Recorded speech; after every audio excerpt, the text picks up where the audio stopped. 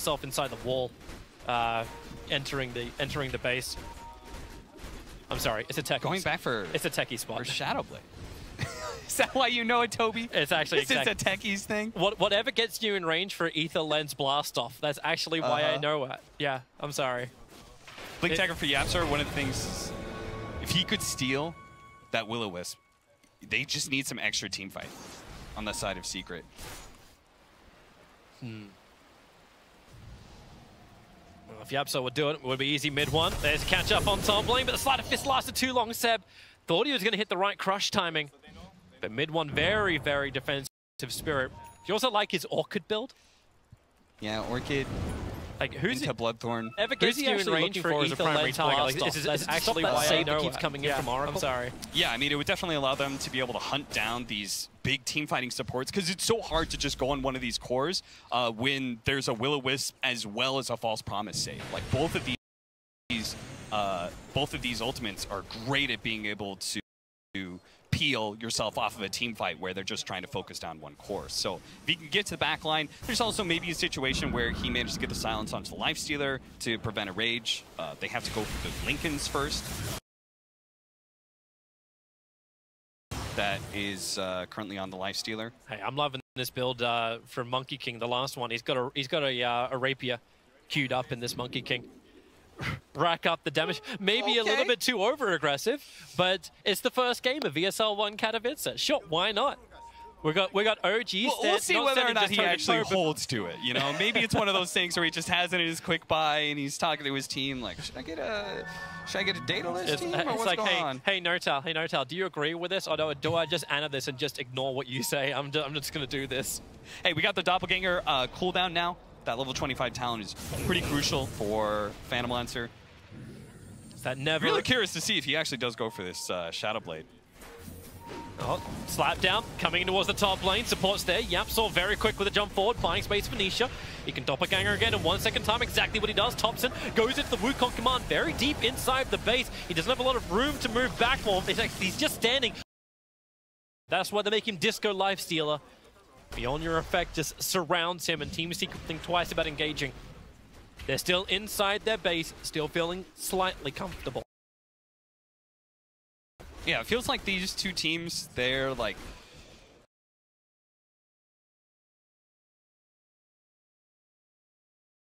OG definitely still has an advantage from the team fight.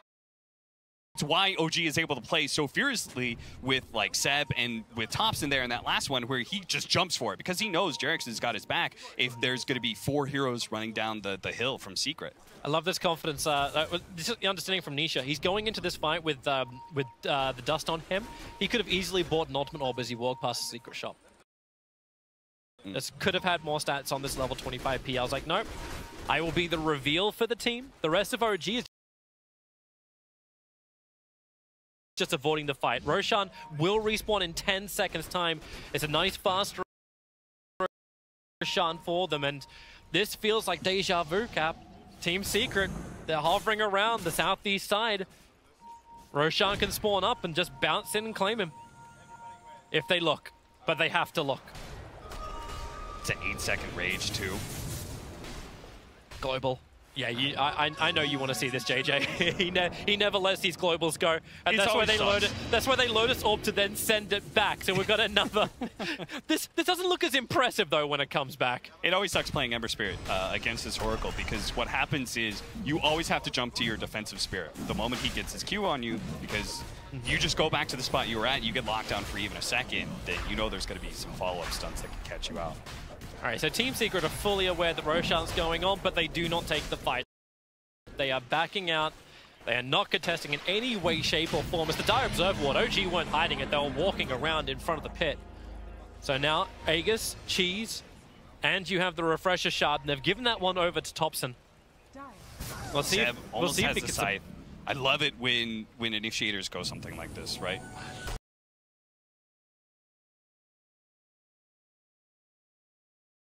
The side? Yeah. Because you already have, like... Your entire job is just to be able to jump out, The false promise now going to go into the Wukong command as everyone tries to back up. Puppy slowed down, but Team Secret, they do get back into their base. But Seb, he's chasing after mid one further towards the north. It won't happen, however. In fact, they just turn around looking for their own fight. A double torrent, but then the IO is right on top of OG. They can fight inside the protection that it offers, not to mention that second Wukong command. Thanks to the refresher shot, but the one who's stranded on the wrong side of the tracks is Nisha, surrounded by 4 heroes of OG. He's got a little bit of support, and thanks to Doppelganger timing, he just keeps jumping away, and Yapsaw protecting him with that Lotus Orb. You've got the implication. Now they can finally take care of a Puppy. He'll go down for the count, and the protection, he actually tried to dodge it with the mischief, turning the attack in towards Zai. Seb's about to fall as well. Here he goes, Thompson. Seb is down, and ILTW, the Lime Stealer, he almost feels alone, but he's not. Durax is still there with him, looking for any kind of control onto Zai. It's been a bloodbath. The Lotus Orb will send it back. Nisha, he wants to try and fight, won't find ILTW. And Durax will just Shadow Blade himself away. What a beast Jerax was for that fight, man. It all starts with them going on to Thompson, right? False promise. He got 2 different false promises on Thompson in that fight. It just lasted too long. I have to say, though, it was really impressive, that Secret, because think of how that fight initially started. They actually managed to get BKBs out. They managed to get Wukong's command out. Then the refresher shard was used. Another Wukong's command. You just see the problem with this Phantom Lance. He's just always able to get out from underneath this damage. Part of the problem was with that last little bit of the fight is they just allowed Jerax to be able to do whatever he wanted in that back line. They weren't ever able to get to him. He gets that second false promise off. He also kills Mid-One, by the way. He managed to burst him down because Mid-One was limping away in that fight. Managed to get the Purifying Flames to finish him off. And look at the itemization of what Jerax has. No wonder it's so hard to actually get to him, because he's got not just an Ether Lens, not just a Blink Dagger, he's got a Shadow Blade too. And he went for the cast range. Didn't want the 120 gold per minute, went for the 150 cast range. Anything you can do to just increase that range of the Oracle. Look, just hover over his false promise radius. It's his entire screen. He can play as far back as he wants to in these fights. And that's why Secret are having such a tough time. He should just jump down. He's looking towards ILTW. Durax is nearby, and they'll chase him up the hill. Just a quick little Fortune's End. Nothing to follow up that one, but it's on bottom lane where Seb finds his own little target. Zai able to hit the bash. Support is rotating in from the Lime Stealer. Beans good from Pumpy. Wants to create a little bit of space, but false promise. Once again, it's there, but the back line's Mid-One. He actually found No Tail. Sends him up and towards the air. Finds a little bit more space. Bane will go down, but this damage, not when he actually gets the Will-O-Wisp off. Team Secret, they're still caught inside of it. Thompson with the Wukong command. Mid-One, he wants to back out this one. He's got Defensive Spirit, able to get up to the other side of the river. Commits heavily for it. They will get themselves away, and Team Secret in defense mode now. And when you finally do, oh, we caught him. We caught the coddle. Oh, no, there's going to be Jerax bailing him out as well. Yep. They've got enough items. He's got the Eul Scepter to buy himself time. That Will-O-Wisp is so hard to deal with. And they're just running through their BKB charges. I believe Mid-One should be pretty low here. 7-second duration for the next one. They're still having a hard time getting up high ground, though. Like, even when you've got Aegis, Refresher Shards, it seems like Team Secret are always coming out to try and take the fight, to burn off any of these extras they're getting from Roshan before they can then breach the high ground. Like, you got the Aegis and the Life Stealer. He's moving forward. You've got the open wounds over on Zai. It's a good start of Fistirian Chains combining with Torrent Bow, and then Nisha just runs in. He wants to kill over on Slaughter, but no, of course not. Durax is already there with the false promise and the BKB from Seb. It's a low duration, but Team Secret, they're burning these timings down. That's very deep Mid-One, but that's why Defensive Spirits are available. Back inside the base, not allowing OG any comfort on the wall of Team Secret space. We're going to have the full Son of Doom build coming out for the Ember Spirit soon. If he can actually get Nullifier as well as the Orchid, then now you've got defensive supports that by themselves won't be able to bail out with the Eul Scepter and such. Team Secret so quickly looking for their own fight again. Right in the back of Seb and Thompson, but they don't find him. Nisha's doing the best he can to scout with what he's got. Go back for the Blade Fury, Battle Fury, for the Lifestealer, sure. I mean, they were having so much trouble getting real damage on the Phantom Lancer. You don't want that, Seb. You really don't want that, Seb. He's jumping in. Oh, no, he won't be able to get the crush off. And YapzOr so quick with the pickup and throwdown. They want the kill on mid one, but space was created. Even the Lotus Orb was protecting him. YapzOr, he's Team Secret's version of the Oracle in this game, but now Oracle on YapzOr. They jump forward, they get the slap down. YapzOr's done so much work, and now he's down for 80 seconds. This may be the opportunity that OG was looking for. If they find another pick-off, they will definitely go for it, but thanks to the PL illusions, Seb could not get any kind of extra movement forward. Can just a support pickoff, though, allow OG to break the high ground? I don't think so, Toby. I think this Phantom Lancer is still too much. It's a YapzOr Rubik. He's always considered a core. That's true. But it's still a hard ask. He'll have a Booster Blade soon for Nisha, so he's going to have some really great control for when he's fighting the Lifestealer and Monkey King, but also when he goes to, you know, one of those supports, he spots him, he can Phantom Rush him down. Just try and chain him down real quickly. Mid one's just shy of the money to pick up that Nullify, but he'll have to commit his buyback money if he wants it. In the meantime, it's just push out the side lanes as much as you possibly can. Force OG to defend in some way. I mean, the best part is for OG is that they still hold so much map control. Like, it's very hard for a Secret to actually get outside of their own base. They can still just chill out. Yes, there's going to be some item progression on Secret that's going to be a bit concerning, but you can wait it out for the next Roshan. You can get another Refresher Shard for yourself. Yeah, well, you got 40 seconds or so to have Octa read on Tirax. Sure. Mid, a good initiation out. Will it be enough? The Fiend's Grip's there. Ember Spirit is already down. He's been very happy he didn't spend that money. But with the death of Bane, defense must come. But how fast? Fortification, buying a little bit more time, keeping the racks alive. YapzOr will try and do as much work, but Lifestealer, he wants to commit. He wants his Ember to force the buyback. It'll mean so much in the next team fight if Ember can't just respawn in. So they let the mid-melee racks go, tossing everything else they've got for the jump forward Seb. He's looking for the kill over on Rubik. They can't afford to die in mid one. He has no other choice. He has to come into this fight underneath the Wukong command of Thompson and the Will-O-Wisp. Nisha's in trouble. He'll jump up, but he's still in range of the IO ball, and he's pushed around. Another doppelganger, it won't work. He'll go down. Mid one's BKB will allow him a little bit of protection with the PL buying back. They need to find some kills. They need to make this worth it in some way, shape, or form, because OG, they're continuing the rampage. Forward, in towards the Conquer, the slap down. It connects on the mid one, the backlines, and Seb's already there, but the Searing Chains will not allow him to get the crush off. That was on cooldown anyway. 2 minutes dead for Zai. That was a dieback from him. And the tier 3 towers will fall on top. OG, finally they found the opening that they were looking for against Team Secret to take that top lane of racks. And in fact, Seb just goes for more kills. Mid one jumps forward underneath the tier 4 towers. Team Secret, they have not enough players to feel comfortable enough here. Not even inside their own base, and not even with Nisha, who are level 25 PL, trying to get into the back lines of OG, but it won't work. They're losing too many players. They're all gone. It's GG. OG take game 1 of this 2-game series to kick off ESL 1 Katowice. God, that was such a sick game to open up this tournament, man.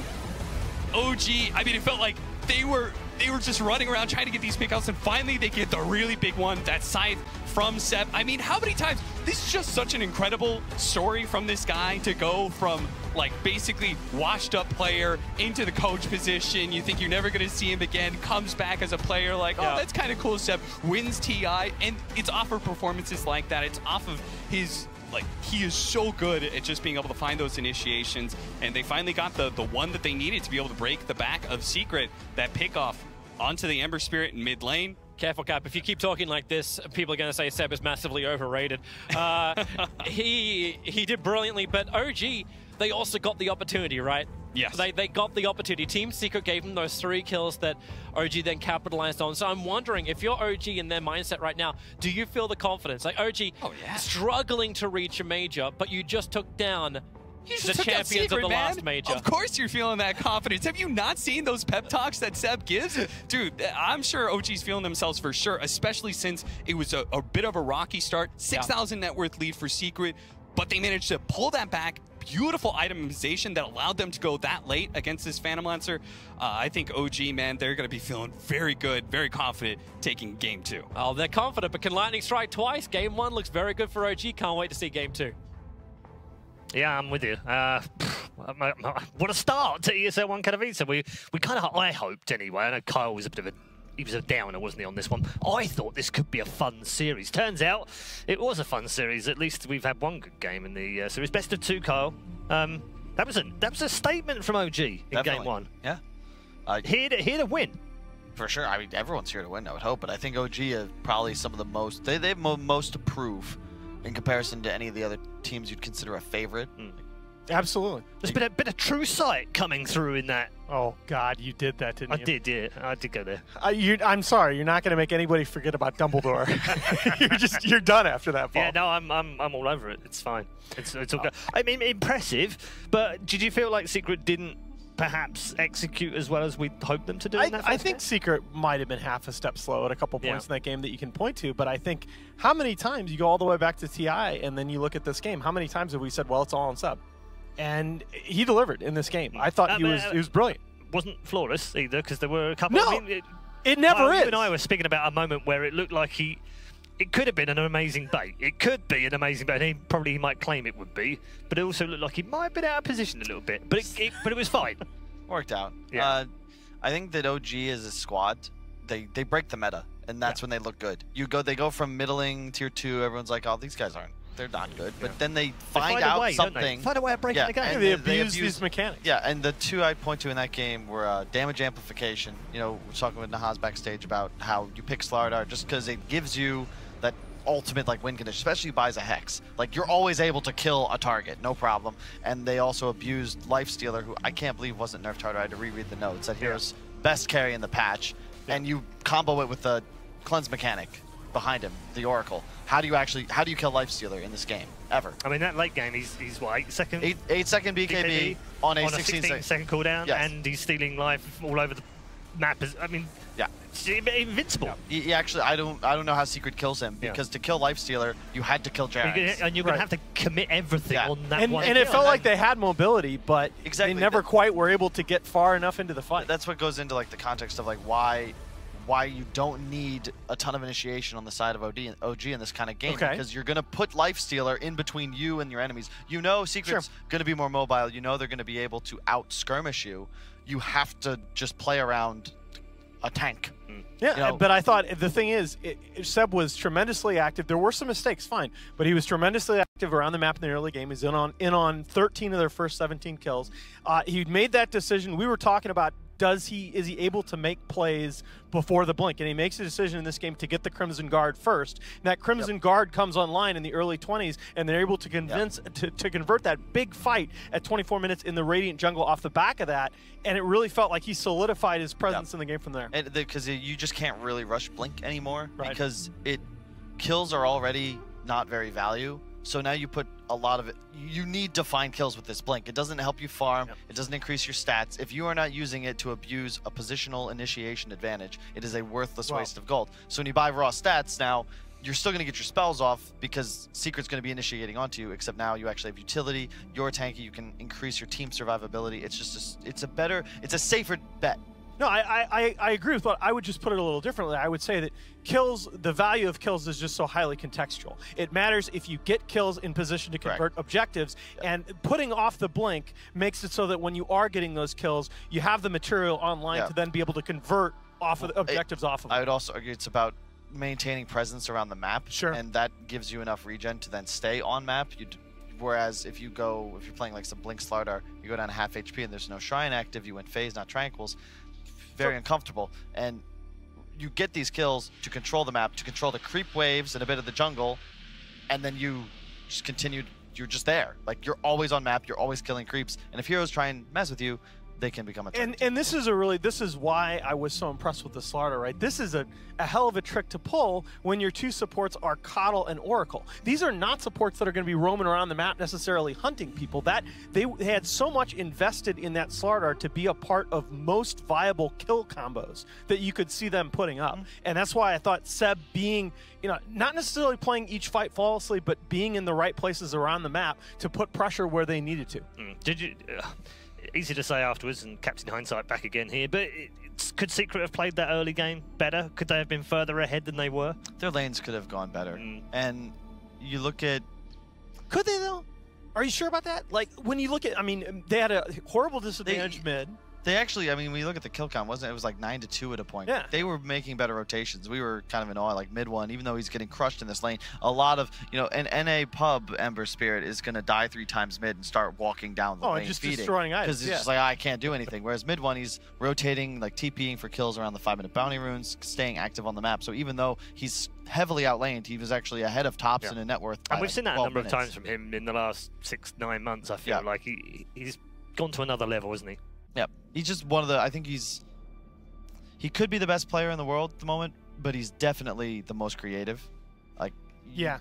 Even his team, like, mid one does some baffling things. Yeah, in scrims and matches. I was going to say there's some item choices that become a little bit like, what's that? Sometimes, like, I was talking with Mumiander the other day. We were just talking about like the difference between like real talent and fake talent. Where mid one was playing this game in SEA. He first picked TA, right? And he's going up against like Abed's Huskar and someone else that picked PL, right? And a bad TA player is just going to go, or not even bad, like a standard pub player, oh, Blink Deso, whatever, standard items. He went like no Blink, Sanjin Yasha, Mjolnir, Butterfly, and somehow won the game. So he's always thinking, he's always playing this game of Dota. He's not playing what he thinks it should be. He's not cookie cutting. It's just, he's not following how do I win this He's game? not following what anyone else does. But I think, deciding himself. I think that that's true of a lot of players. There are a lot of good players out there, maybe not that good. But I think the other ingredient in that saucy mix is trust. Is the team has the trust in him that even if he's going this wacky item build, even if he's not doing well in his lane, even if he's effing off to the jungle at 3 minutes, that he's going to be strong when they need him to be strong to have a chance to win the game. Great point. Thank you very much, gents. We're going to take a break here in Katowice. If you're just joining us, you've missed one hell of a start. First game has gone to OG. This is a best of 2, though, so we'll be after the break back with Team Secret to try and get a point on the board. We'll see you shortly.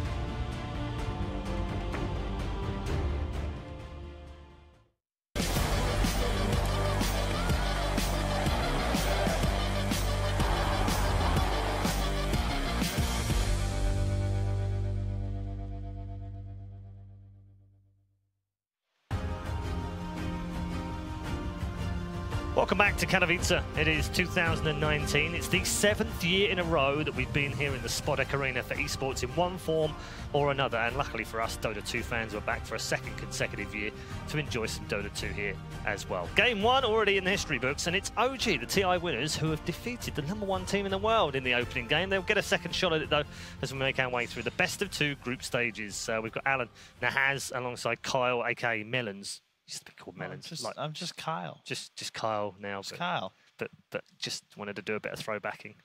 Oh, I'm just trying to keep it back in the day. Did you use any other names, by the way? Did you ever use, like, other than Swindles and Melons and Kyle, have you used anything else? That you can repeat on. Yeah, you know what's funny? I wish I'd kept Kyle. So I had 2. I played World of Warcraft for like my whole. Yeah. It's okay. We don't hold it against you. And this segment is already off the rails. But anyway, my first, I was like 12. I named my rogue I think like Shadowmoon X, which is the most 12-year-old thing ever. But what I changed it to was replaceable, because replaceable. Everyone had a rogue, and I wish I'd kept it because replaceable would have been a perfect name for me. That's quite a good Dota name, actually. Yeah, I like that. Yeah. Did you have any other names? Nahaz? Yeah, is that what you've always used? I used to use Kiwi. Really? Yeah, Kiwi used to be my in-game name in Unreal Tournament. I used to play for a clan called Fruit, but it was a play on words. F-R-U-T. U-T. Unreal Tournament. Have you even been to New Zealand? No, it's Kiwi Fruit. Because we had an apple, an orange, a mango, banana, and a kiwi. We thought we were smart at the time. I don't have these cool nicknames, we guys. weren't. I'm sorry. I was just bringing the nicknames up because of something Seb said beforehand, because obviously he was probably mad before, and now he's just Seb. And just wondered whether, you know, any of you would have had those dodgy names before. I think. Did you play anyone against anyone that had like a dodgy name? Yes. Yeah. But they're not appropriate for this broadcast. Okay. So the funniest one I played against a guy called Cunning Stunt. Just saying. That was his nickname. I thought it was funny. It's like one of the oldest ones in the book. I know, right? But he thought that was appropriate. But we've come a long way, is my point. You know. Have we, though? I remember maybe we one of the funniest controversies to read about was there's a Counter-Strike player named Dick Stacy. Okay. He was trying really hard to put like a phallus in his signature, and the community was like partly outraged and also like, this is infringing on his freedom of speech. I was just like it was a bit of a 12-year-old joke, though, wasn't it? I mean, I admired him for trying to get it. I thought it was quite fun, amusing. Newsflash. But I just can't believe no one on the internet knows what freedom of speech means. Oh, quite. Well, it was like a 4-day thing. It was. It did last a few days, yes. But V2 made it in, so it was all good. Yeah, it was funny though, because when you saw the first sweep, though, I was like, what's the? It was like one of those. It dawned on you after a couple of seconds. What amused me most about that particular incident was that it ended like basically at least 50% of all stories in Counter-Strike ended with everybody somehow pissed off at Richard Lewis. Like, really? Shout out to Richard, because I know he's doing the No Majors thing over the next few days. Did before as well with the gang. And also shout out to our Counter-Strike colleagues as well, because they're across the room. We're actually across the room. They've got a slightly bigger set, but we're not jealous. This is like their TI. It's like their TI, yeah. We'll kind of give them the bigger set. I was jealous for like 5 seconds. Yeah. But we've got a great big LED wall, so I don't mind too much. Draft underway for game number 2. Where does Secret go now, Kyle, for this one? Yeah, I think that Lifestealer as well is got to be concerning. The Coddle, even post-nerf, you could see just the effectiveness in team fights. Blinding Light and Will-O-Wisp, like, if you're a good Coddle, you're going to get at least 2 ticks off. Not to mention just the mischance that also now just damage. It's just really annoying to have to deal with. And I think it was hugely significant that he was their 5 position, and so he only ever needed to get one of them off, and he didn't need it to be a sickle. He just needed to do something. So no Chen ban, and we've got a Rubik ban. I think you might still ban Chen. Chen is way too broken. So do they first pick Lifestealer? Is the big question. I think if you're Secret, you take Lifestealer +1. For OG, sure, if they don't OG, I don't think you pick it. And I love that, because so it goes back to, this is a hero a lot of teams have been experimenting with as a jungler, okay? Yeah. And secondary, it is the counter to Lifestealer. Right. Because both Midnight Pulse and your ult do pure damage that pierces BKB. Right.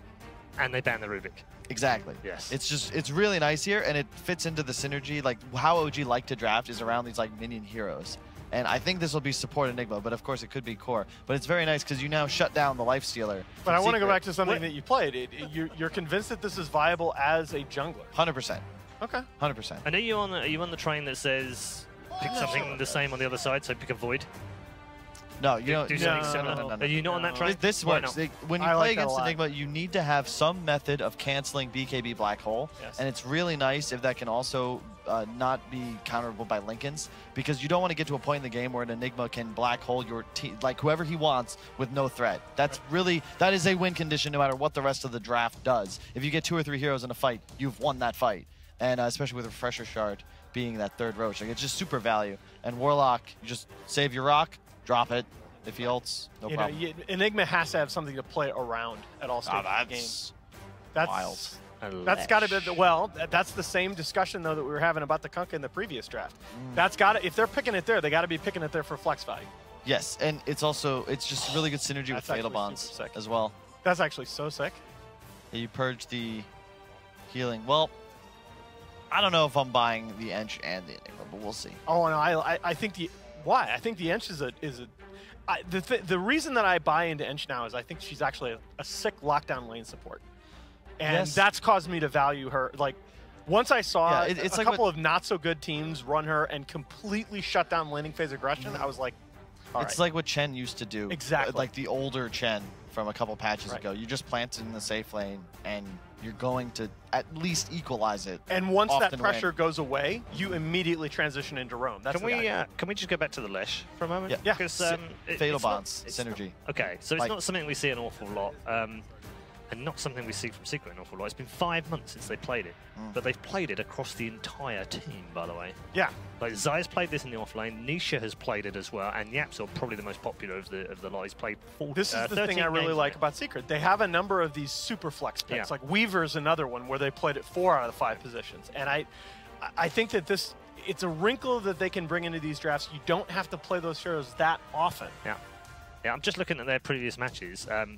All of them are 5 months ago, and there's at least a game on Yapsor, Nisha, Zai, Mid1, and Puppy on that Lesh. Yep. So where does it go here? I think it's just open completely. Yeah.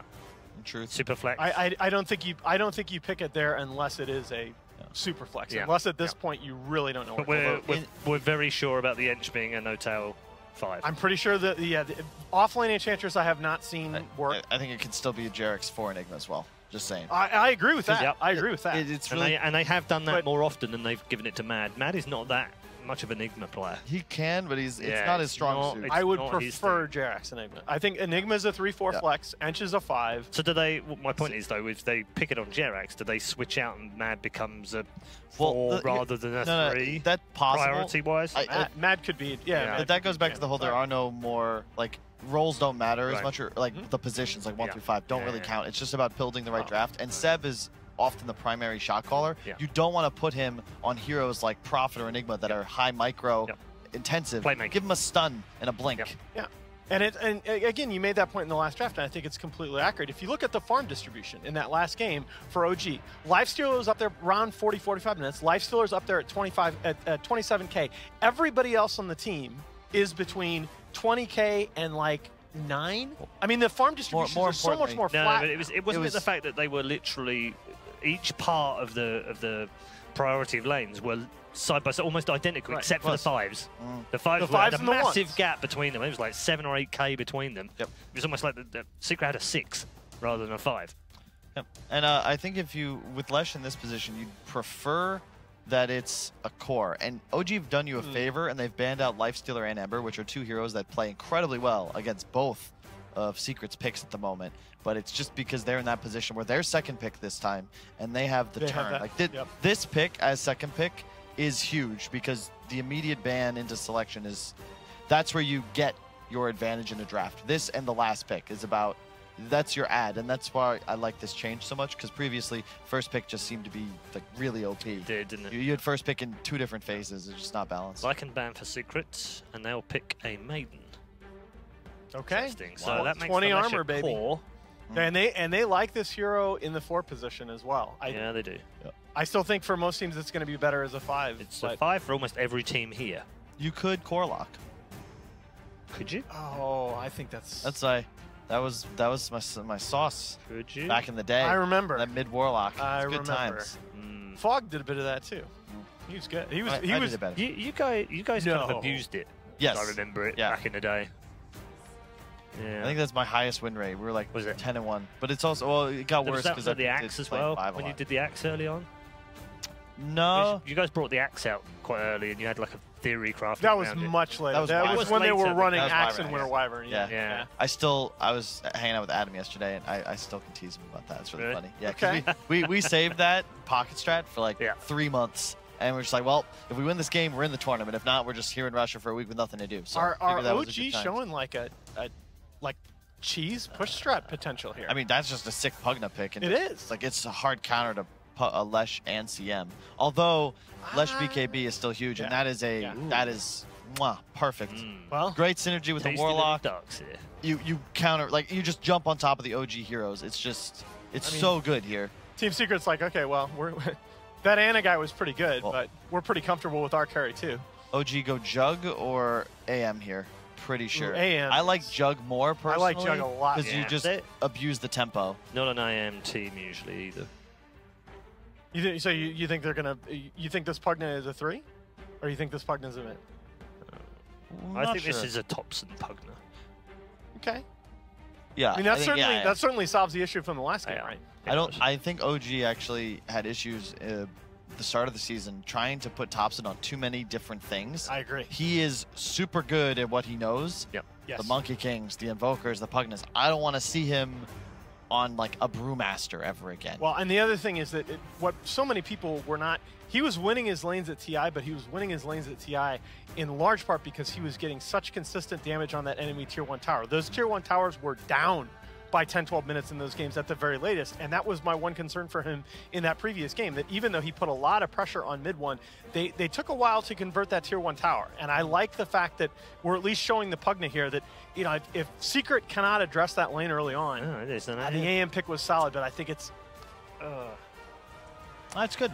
It's a hard counter to Spectre in a lot of ways because you come online faster. Spectre never really threatens or pressures you. The same with Warlock. yeah, but if you CM. can't end the game, But it's not that big of a. You just can play this game so easily. What does OG need? Something to sort of get in the fight and cause chaos, much like Lifestealer did in the previous game. AM does it differently, but the backline of Secret is just so squishy that a blinking AM, you actually can't threaten him with any of the Secret heroes thus far. at some point And in these drafts, it comes down to we can kill your heroes, but you can't kill ours. This is where the last pick, Alchemist from Secret, comes in. And then we get ourselves a vintage ESL. You want a mid Alchemist? Yeah. It crushes AM. I mean, the reflection is pretty annoying. But But he's you gonna go be blink. he's gonna be against Pugna though mid if you do that, isn't he? Yeah, that's Yeah. fine. Ooh, You just buy regen. Alk You is just totally spam, fine you versus just Pugna. spam salves. Yeah. Oh, I don't know, man. OG still have a little bit of flex here, don't they? For They the do. last pick, they could still pick something for Mad as a 3 if that Enigma is actually Jerax, or they could pick a 4. I think you just grab a stun. I could see them going something weird like Nyx, but I think you want some more spread damage. You'd prefer like a point and click stun. Because right now, Something reliable. yeah, Both sides are short on that. I mean, Secret is okay, but OG needs some shorter cooldown disable. They really do. I think you could. I could also. Oh, I know it. Trient. Trient offlane. out. Okay, Seb would do it. that is Trient offlane would actually be nuts here, because that gives them the area of effect control that they need. You sort of have a point and click. Like it just works, and it allows you to hit a timing. They need somebody to buy auras. Yeah, they need somebody to buy auras. Why not just go Centaur? It's so So much they're safer. gonna take out the bounty on the ban. If this is offlane tree, I'm walking off. I'm Okay, dropping alright, the mic. That's the other one. Okay. All right. Aura builder, super safe.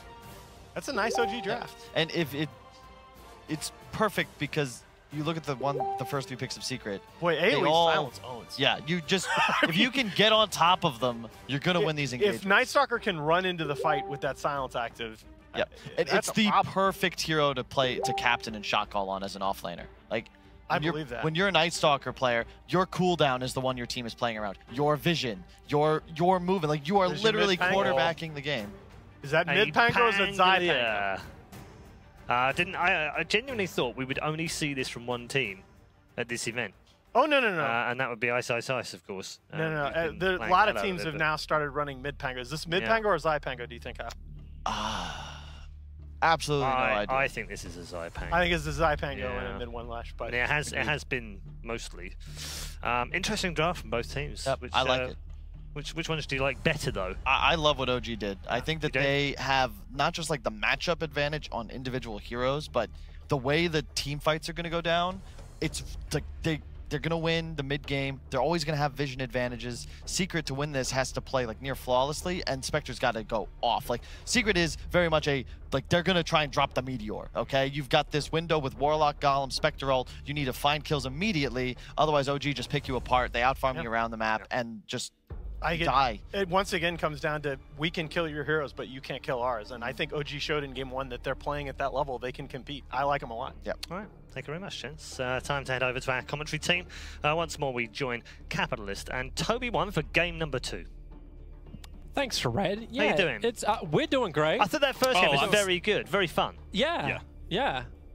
Much to Kyle's annoyance, actually. I don't think he thought it was going to be that good. Kyle's always annoyed. But it was at least nice to see that like OG actually stepped up, because it would have been really disappointing if we had a game where it's like, you know what, we're the winners of TI. Can't win versus winners of Major. Like, you don't want to like have the TI4 like post TI4 newbie conversation. The TI winners are just gonna bomb out every single time. There's no hype to it. But here, like OG, like a little bit of rough patch after TI, but good start to ESL Katowice, and hopefully a good finish for the series against Secret going into this game too. The draft looks fun for it. I'm pretty optimistic, honestly, for them for this game too. I think it's actually a pretty sick Night Stalker game. I said Nyx Assassin. I was like, I don't think you could run core Nyx Assassin, but it'd be a sick game for it, right? Yeah, but core Night Stalker, however, it's the same kind of hero, right? It really inhibits these intelligence cores.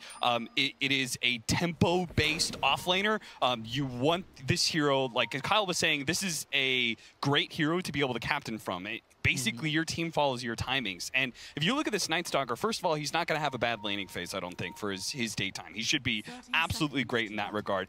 On top of that, he's got some supports that cannot stand against him. Crystal Maiden and Warlock just fall over super quickly. And he's got some cores that he's matched up, both Pango as well as Lashrak, who are naturally a little bit squishy. Night Stalker loves that. He's still very much an assassin-based hero. Even if he scales better into late game than he used to because of the attack damage from his ultimate, he still wants to be able to get on top of somebody and kill them in 2 seconds. OG's going to have a little bit of troubles with some of the bounty runes as Team Secret contested them pretty hard. In fact, they claim all 4 bounty runes.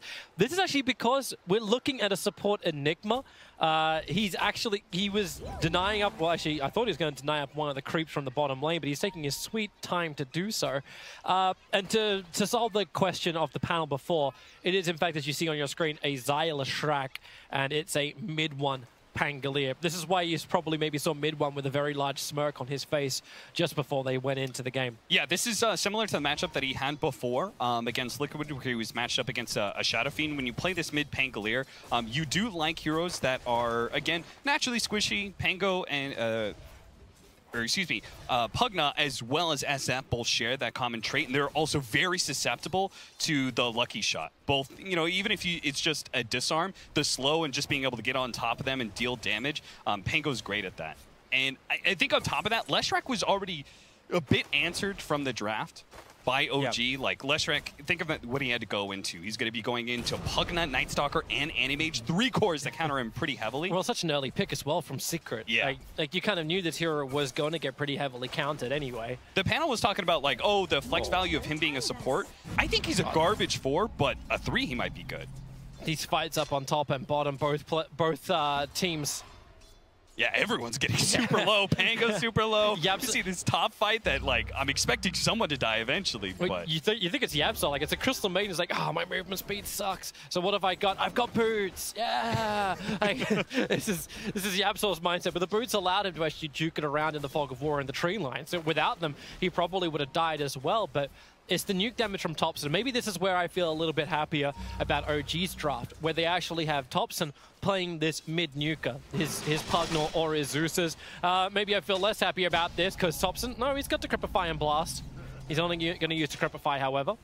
Curry is bringing out double mangoes as well as the salve, so he'll be back up to full. Got a little lucky on the lucky shot, but that's why it's lucky, right? Yeah, exactly. But it is its name. It's pretty interesting. They put the Warlock here in this top lane. Warlock really is not a tri-lane hero, but simultaneously, what is he going to be doing in that safe lane against a daytime Night Stalker? Let me tell you, Toby, that hero has no claws whatsoever when it comes to laning phase. For the first 5 minutes, he does nothing. So Nisha's going to be fine farming against him. He's only going to soak experience away from Nisha. So I guess they feel like it's best to give Nisha this solo experience. He'll get a faster level 6 as a result.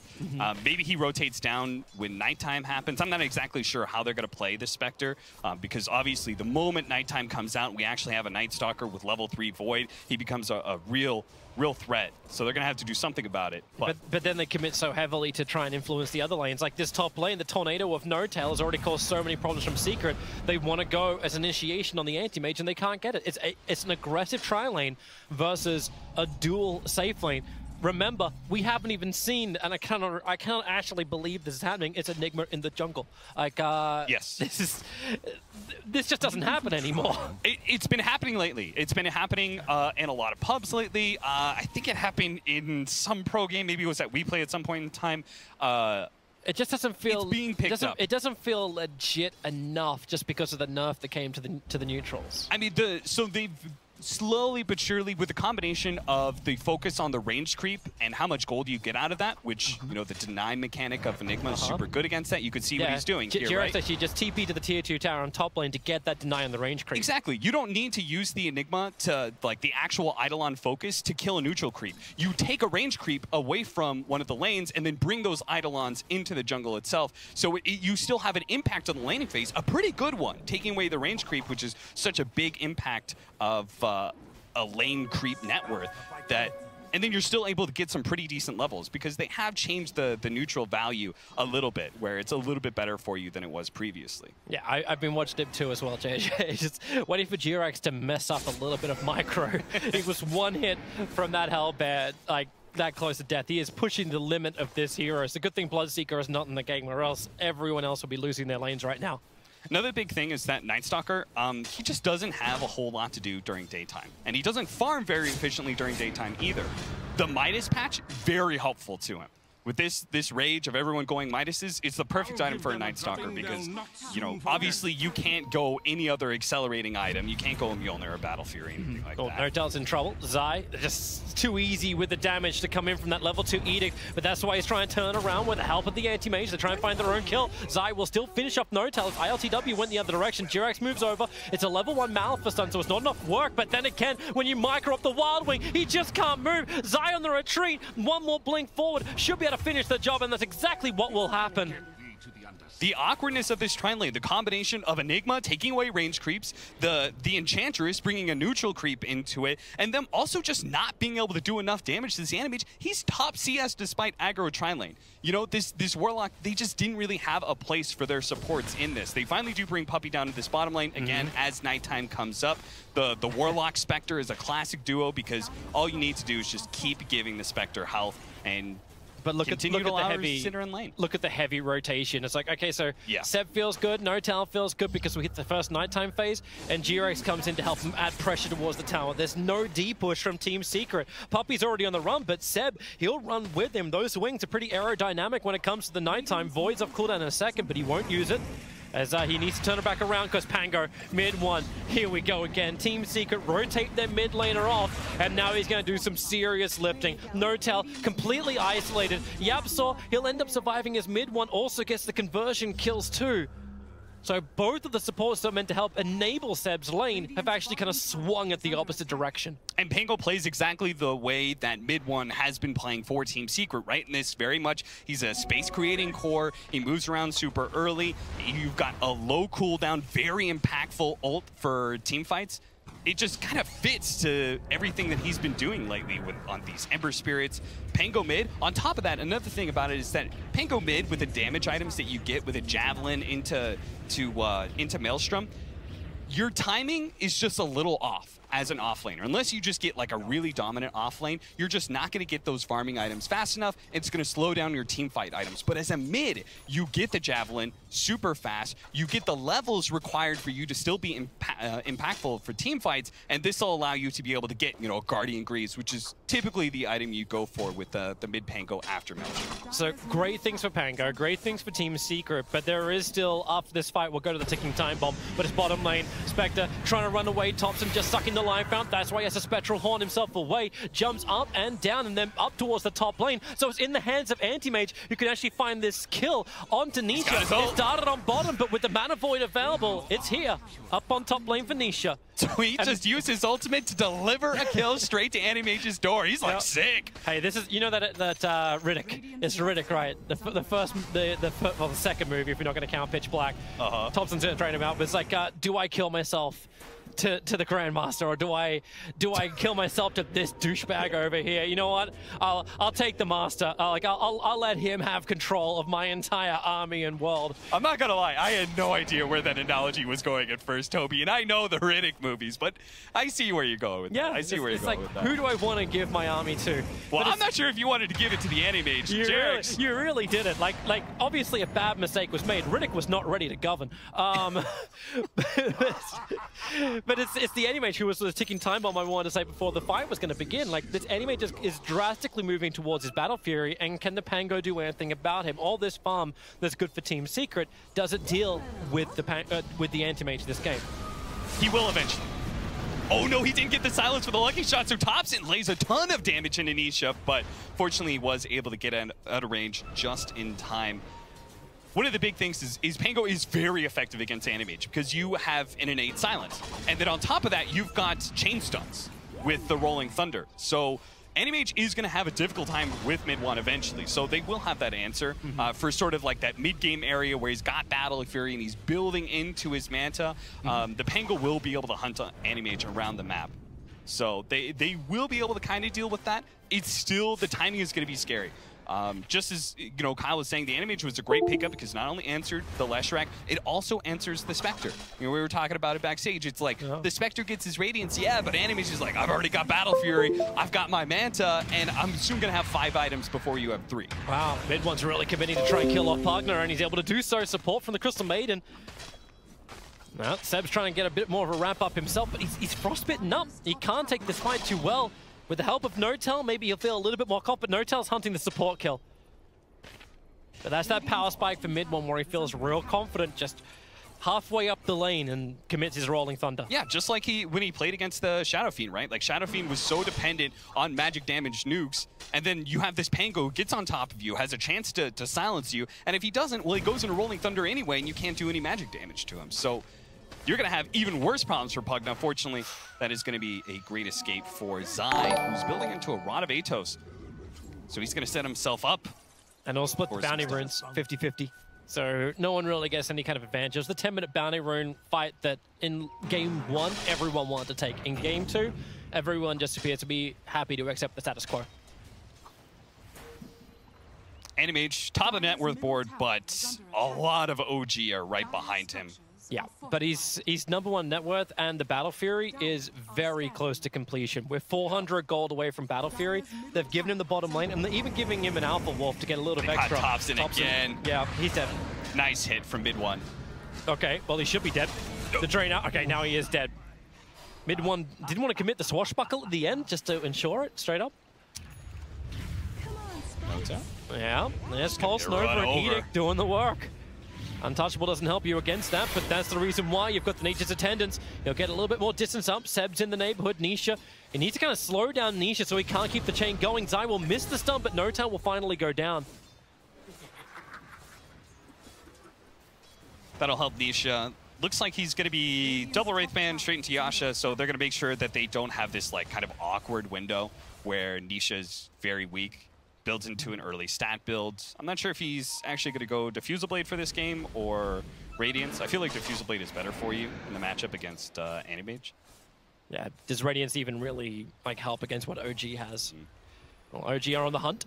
They'll smoke up. Seb's going to be the first bit of bait. Starts over on Zai. They need a stun available. Jirax, he's this time going to get in range on Zai to get the Malfa stun off, allowing Seb to get the kill. And they wanted more, but Nisha quickly jumps away while mid-1 and YapzOr combo together to kill off ILTW. Mid-1's tearing it up this game. That's actually the big difference, right, between these two mid laners in both Game 1 and Game 2. Topson had kind of a rough time with his Monkey King transitioning out, having a rough time again here directly against mid-1, just getting full-on countered. But OG did bounce back very nicely with some of their team fight, and they've got a great script here. Right, yep. Toby, you could see kind of the 1-2-3 build-up that they've got going for them. They've got this Enigma and the Pugna. They're going to be able to take a lot of towers early. That tower gold is naturally just going to speed up the Animage's timing. He's going to have a faster Battle Fury. That means he's going to have a faster Manta. And we're going to have that, like, you know, 5-slotted Animage who is just can't be dealt with. But he's taking his time. He's only just managed to work back up to where we last left him off, building into the Battle Fury, because he died inside the jungle, and OG didn't take the tier 1 tower. It's delayed that Battle Fury timing. Now mid-1's trying to get his own run out. Does Jirax commit? He doesn't have the mana for the Black Hole, so he can't commit on that front. Moves just far enough away from the edge. There's only No-Tail who will get stunned up as mid-1 wants to keep the run going, and a quick swashbuckle down and away from the blast of Topson. Yeah, but ILTW is not going to be happy with just the last 1 to 2 minutes where it's been dead time, so no farm time. And Pango, for a short period of time, actually was #1 in net worth. Yeah, we were watching that chase at top lane, but the much more important kill was that Animage. And, you know, I totally missed it too, and I'm curious to see how he got picked off. Pugged up under the tower, puts the Nether Ward down. Mid-1 doesn't really want to be involved in this. Swashbuckle away. He'll cop the damage from it, and with an enchant, they try and slow him down once again, but a quick shield crash up the hill. Plus, this is mid-1. He's very difficult to lock down, especially when you give him such a versatile hero like Pango. Yeah, and look at that. He's actually thinking about going for another Javelin, so really committing to a heavy damage build for this Pango. And I can't say that I hate it just because the big burst damage is so good against both that Pugna as well as the Animage. You connect him up with the Fatal Bonds. It's like, all right, boys, you want to get into this damage pool? Let's get into this damage pool. Zai's going to jump underneath the tower. Nether Ward is down, so Zai turns on the Pulse Nova. Happy just to fight it out. Topson needs to drain faster than that, but he cannot do it. Zai, Malfa stunned up, but mid-1's free just to jive underneath the tier 2 tower. Quickly voided, but Seb low on life. They still do not want to bring the Anti-Mage into this fight. This will be the worst thing for OG if that happens. Their tier 1 tower is still up and fighting. Zai is low on life. They don't have any real vision of him making that move, however. So it looks like it'll just be a straight tier 1 tower in the mid lane to fall. Yeah, it's looking like this combination now of... I mean, to be honest, Zai isn't much of an impact. It's mostly just mid-1. It just seems too tough for OG to fight into. So they're going to definitely have to wait until this next nighttime, which is coming up. Seb's going to be able to secure this 1 top bounty, and then his team will secure the 2 at bottom, hopefully. So yeah, if Jirax hangs around, for now he's using the Wild Wing to scout out if anyone moves over, because he did get that Dominator as his first item. But the top fight, well, is mid-1 Zai and mid-1. Looking to get all the bounty runes up. Seb moves forward, but hello, Rod of Atos. Not a Rod. Yep, holding in Seb. Jirax nearby. He's going to get the Malfa stun off, but that Pulse Nova damage. No-Tail just cannot sustain through this. Even with the Nether Ward, Seb can't get the kill over on Zai. Mid-1 just rolled through, but it's Nietzsche who gets the double kill. A triple kill for the Spec. He did none of the work and took all the bounty. That is absolutely what you want to see if you're Secret. You don't complain about that whatsoever. You don't complain that the Spectre took your kill, because now we're going to have a Spectre coming online so fast. He's going to go back for the Radiance, it looks like. Yeah. I just can't believe, you know, the Night Stalker, you think, oh, yeah, that sounds going to be really good against that Leshrac. Well, when he's already casted all his spells and he already has Pulse Nova activated, doesn't actually look that good. He just tried to run down the Leshrac and just got himself killed against all that magic damage. Even with the Hood of Defiance he had.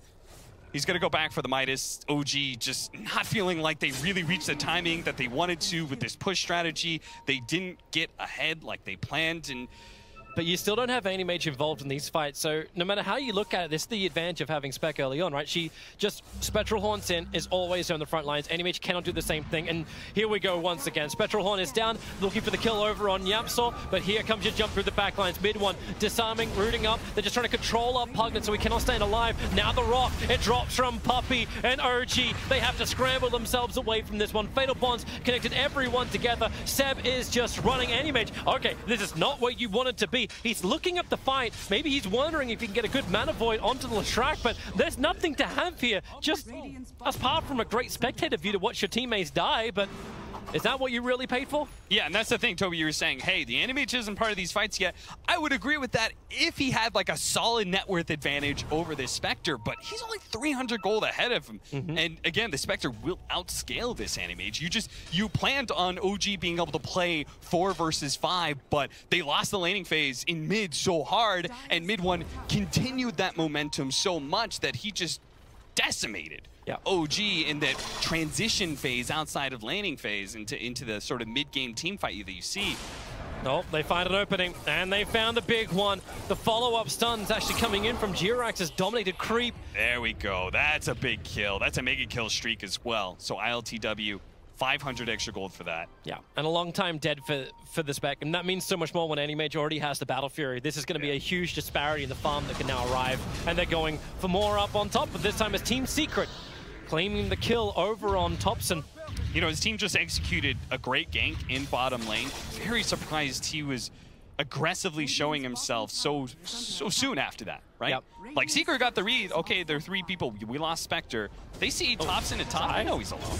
Black Hole's going to come out onto the Leshrac, but God, Jirax is dying right now to the Fatal Bonds too.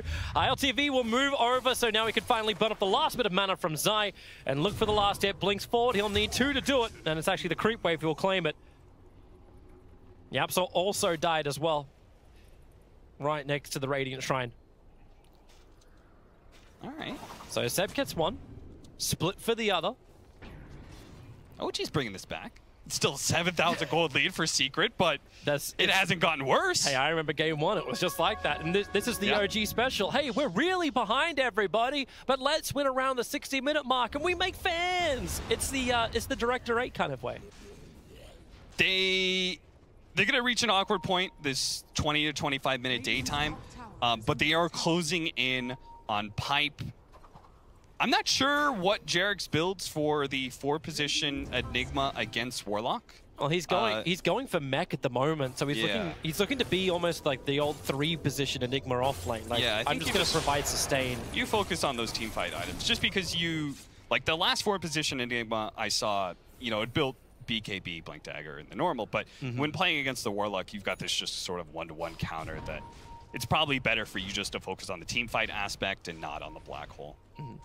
That's as much as I know that's a disappointment to you, Toby. Oh, no, it just means it's more impressive when he gets it off. And really, no one likes seeing a black hole if the entire team isn't there. I'm real sorry now. Like, it's not good. It's a team activity. Yeah, it really is. It's bonding. Right now, Team Secret taking Roshan, bonding together. 3 in the pit, 2 outside. Let's make it 3 and 2 split. And what a surprise with a bit of a half trade-off where actually OG are uncertain about this. They put down a nether ward up on the hill near the shrine. They had Animage pushing. It's like they were expecting a fight, not expecting a Roshan. Yeah. But Roshan definitely is. So now, Spec has the Aegis Immortal. They'll claim the 20-minute bounty runes, and maybe another reason why they're also expecting a fight. I mean, that was very bold of them, too. Secret doing it during nighttime. Oh, Thompson. Rolling Thunder's coming out, and mid one right on top of the Pugner. Of course, it's the end of the nether ward. 1 second, and it will time out. I think Thompson kind of understood that he was dead. But he kept their attention for a little bit longer, but was it long enough? Animage blinks away, so yeah, it was long enough.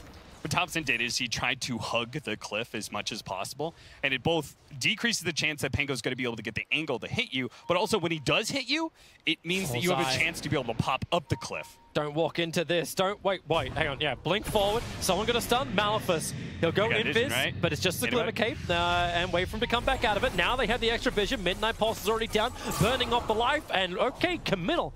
He really wanted that kill. Anti-Mage needs money. Oh, I mean, if I'm Secret, I am going to play super aggressive in 30 seconds. because Night Stalker's ultimate has such a long cooldown still. 2 minutes for Dark Ascension.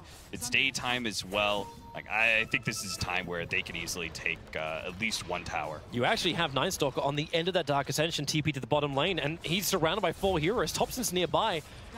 But OG, Black Hole's coming off cooldown. You can bring Enigma into this fight. And Thompson, no, he just wants to leave. It's like, you know what, Seb, this is a really, really bad idea. We should have known Team Secret were going to hunt us, and we just give away a Night Stalker kill. But more than that, likely, they're going to lose their tier 1 and a large amount of damage to their tier 2. They have to push the other way. You know, it's not the worst thing in the world because ILTW is pushing out top at that same point. So there's so many heroes now at bottom that he takes a tower, is going to try and equalize. Mid-1 very quick to rotate back because he knows he can leave his team as 3 or 4 at bottom lane. OG's not going to fight into him during daytime. So he can stop that push from the enemy mage. He can hunt him, pressure him, make sure he can't farm their, you know, the Radiant offlane jungle. Jirax, Thompson's going to be in there. Midnight Pulse, pulling back in, but the Rock as well. So Fatal Bond's connecting Thompson and Jirax together. Nisha moving forward. He's got the Aegis Immortal. He wants to fight, so they'll just root up the Pugna, follow up with the stun, and this will be 2 heroes from OG very quickly teamed up. But then ILTW jumps in for the fight, kills off Yapsol, but is this going to be enough for him? He's got the Mana style, and no, well, actually, Mana Void is back off cooldown. Nisha has a large mana pool that they could potentially use. Does he want to jump back in? Maybe not when Mid-1 and Nisha both diving underneath the tier 2 tower, looking for the kill, and the supports are not rotating over. This is one very dead No-Tail, and Team Secret, what was meant to just be 1 or 2 hero pickoffs, has now turned into almost OG feeding him 5 kills in the bottom lane. But Jirax says go. Go away? Go. Flee? Yeah. Maybe that's what he's trying to tell his team. Oh, there's your Rod of Atos looking on the Anti-Mage. Silences out, and Anti-Mage needs to break free. Seb's nearby, and with the Pulse Nova, ILTW has no other choice but to bring himself away to safety. And here we go, Dark Ascension again. Defensively kind of used, trying to catch up towards Mid-1. But they're just backing off with the Observer Ward and Sentry. OG had a lot of extra information. They know that Nisha was kind of left alone. They need to keep this fight going, but it's really difficult to do because they know Team Secret could have just TP'd themselves over the shrine, which is pretty much what happened. So Seb caught lollygagging around, and he just has to run back. He's heading to a shrine. He has an Aegis. Like, you cannot chase that Spectre at this point in time. It does mean you've used your Dark Ascension, another minute and a half where Secret are free to kind of do whatever they want. I really like Zai's choice of the Boots of Travel. I feel like that was kind of an underrated item in previous patches. We're seeing a lot more of it as time goes on. The sick opportunity for you to be able to push into a tier 3 and an mage is going to split push you. You're able to TP back with the TP scroll and then join your team after you defend with the Boots of Travel. He couldn't TP out, got Rod of Atos. Zai will keep walking with him. All those conversions, just money for him. And with Spectral Dagger, you find a kill at Thompson at the same time. And that was over in the mid lane, Mid-1. Almost doing it solo. Yapsol was there to help out. It's got the Diffuser Blade now. That is going to be really good. Anti-Mage does have, surprisingly, some mana issues as well when you're faced up against some of these Diffuser Blade heroes. So it's going to be great, not just against everybody on OG, but it'll even work against that Anti-Mage. No, Mid-1 and Zai, like, this is a lot of confidence. They're in very, very deep. And you already got the route into the back line, so Trouble, Spectral Haunt. Of course, you're never alone, are you, when Spec is on the field? Seb wants to try and walk away, but they're all over him like a hot rash. Down he'll go, and OG, 4 players pushing up the daisies.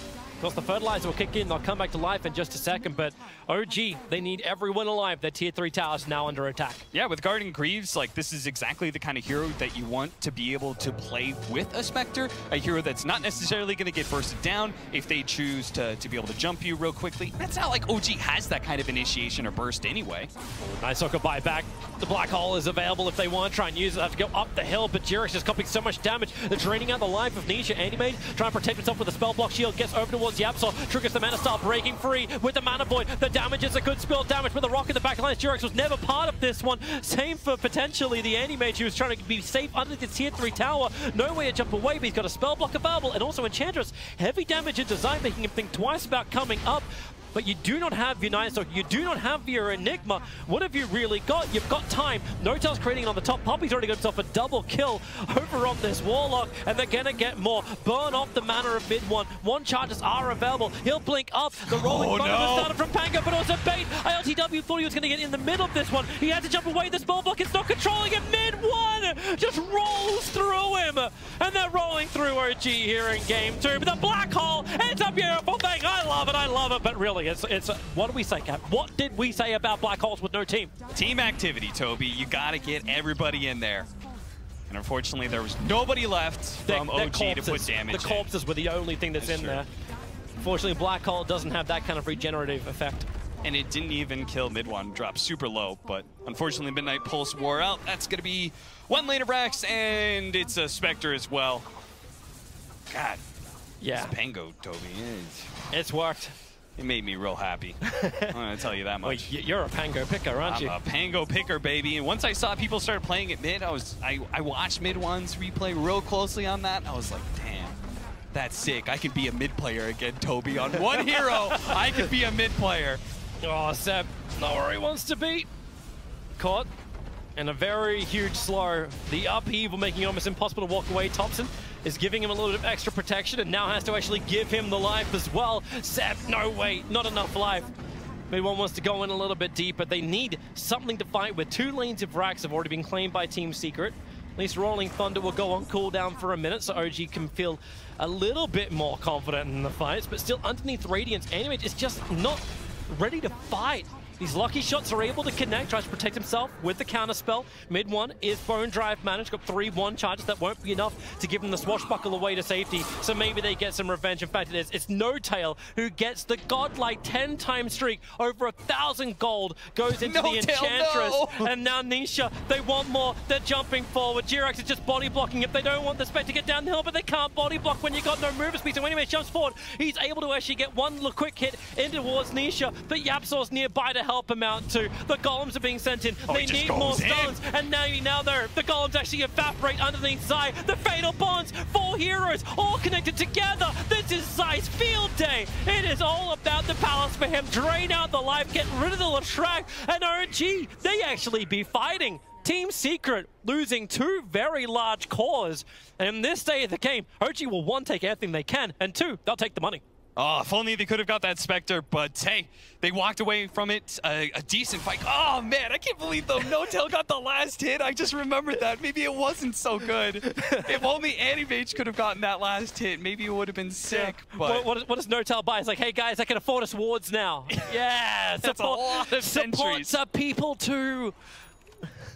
Yeah, I don't think he's making the transition into core, even with that 1,000 gold boost. So, unfortunately, it is what it is. Seb came in just in time with that pipe towards the end. That was a really sick Fatal Bond. So you said it at the very start of the draft. It was like, that's a really sick combination. Fatal Bonds does apply with how it works is it applies the same damage type. So when someone comes in, say like a pipe, it works really well to be able to counter both the Leshrac as well as the Fatal Bonds combo and all that extra damage that bounces around. So he managed to bail out at least Jarek's. The big man spawning. Poor Thompson, though. He's behind Crystal Maiden in net worth. Holy cow. Yeah, I can't remember the last time I saw Thompson have this hard of a game. Oh, goodbye, No Tail. He's the one on the lowest net worth. Picked off instantly by his back. There is no delay here. It's like, I need to be alive. You've still got an Animage, so you still have hope. That's the way this works, right? I have to wonder, like, I'm thinking back in the laning phase, it's like, maybe they should have put like Nightstalker in mid and then Pugna into the Spectre lane or something. That's a lot of what ifs. Yeah. Spectral Horn reveals all of them, and they're in a great position. The Fatal Bonds are rock 3 together. OG, not what they want to have happen. 4 heroes. You can't get away. 4? It's only going to be 3. Seb gets hit by the Rolling Thunder of mid-1. Look where No Tail actually hides. He knows this will be a dieback for him. If he goes down, it's actually Animage. Okay, maybe I can kill off mid-1. Maybe I can have the money and all the solo experience that goes with it. Or maybe I can just die.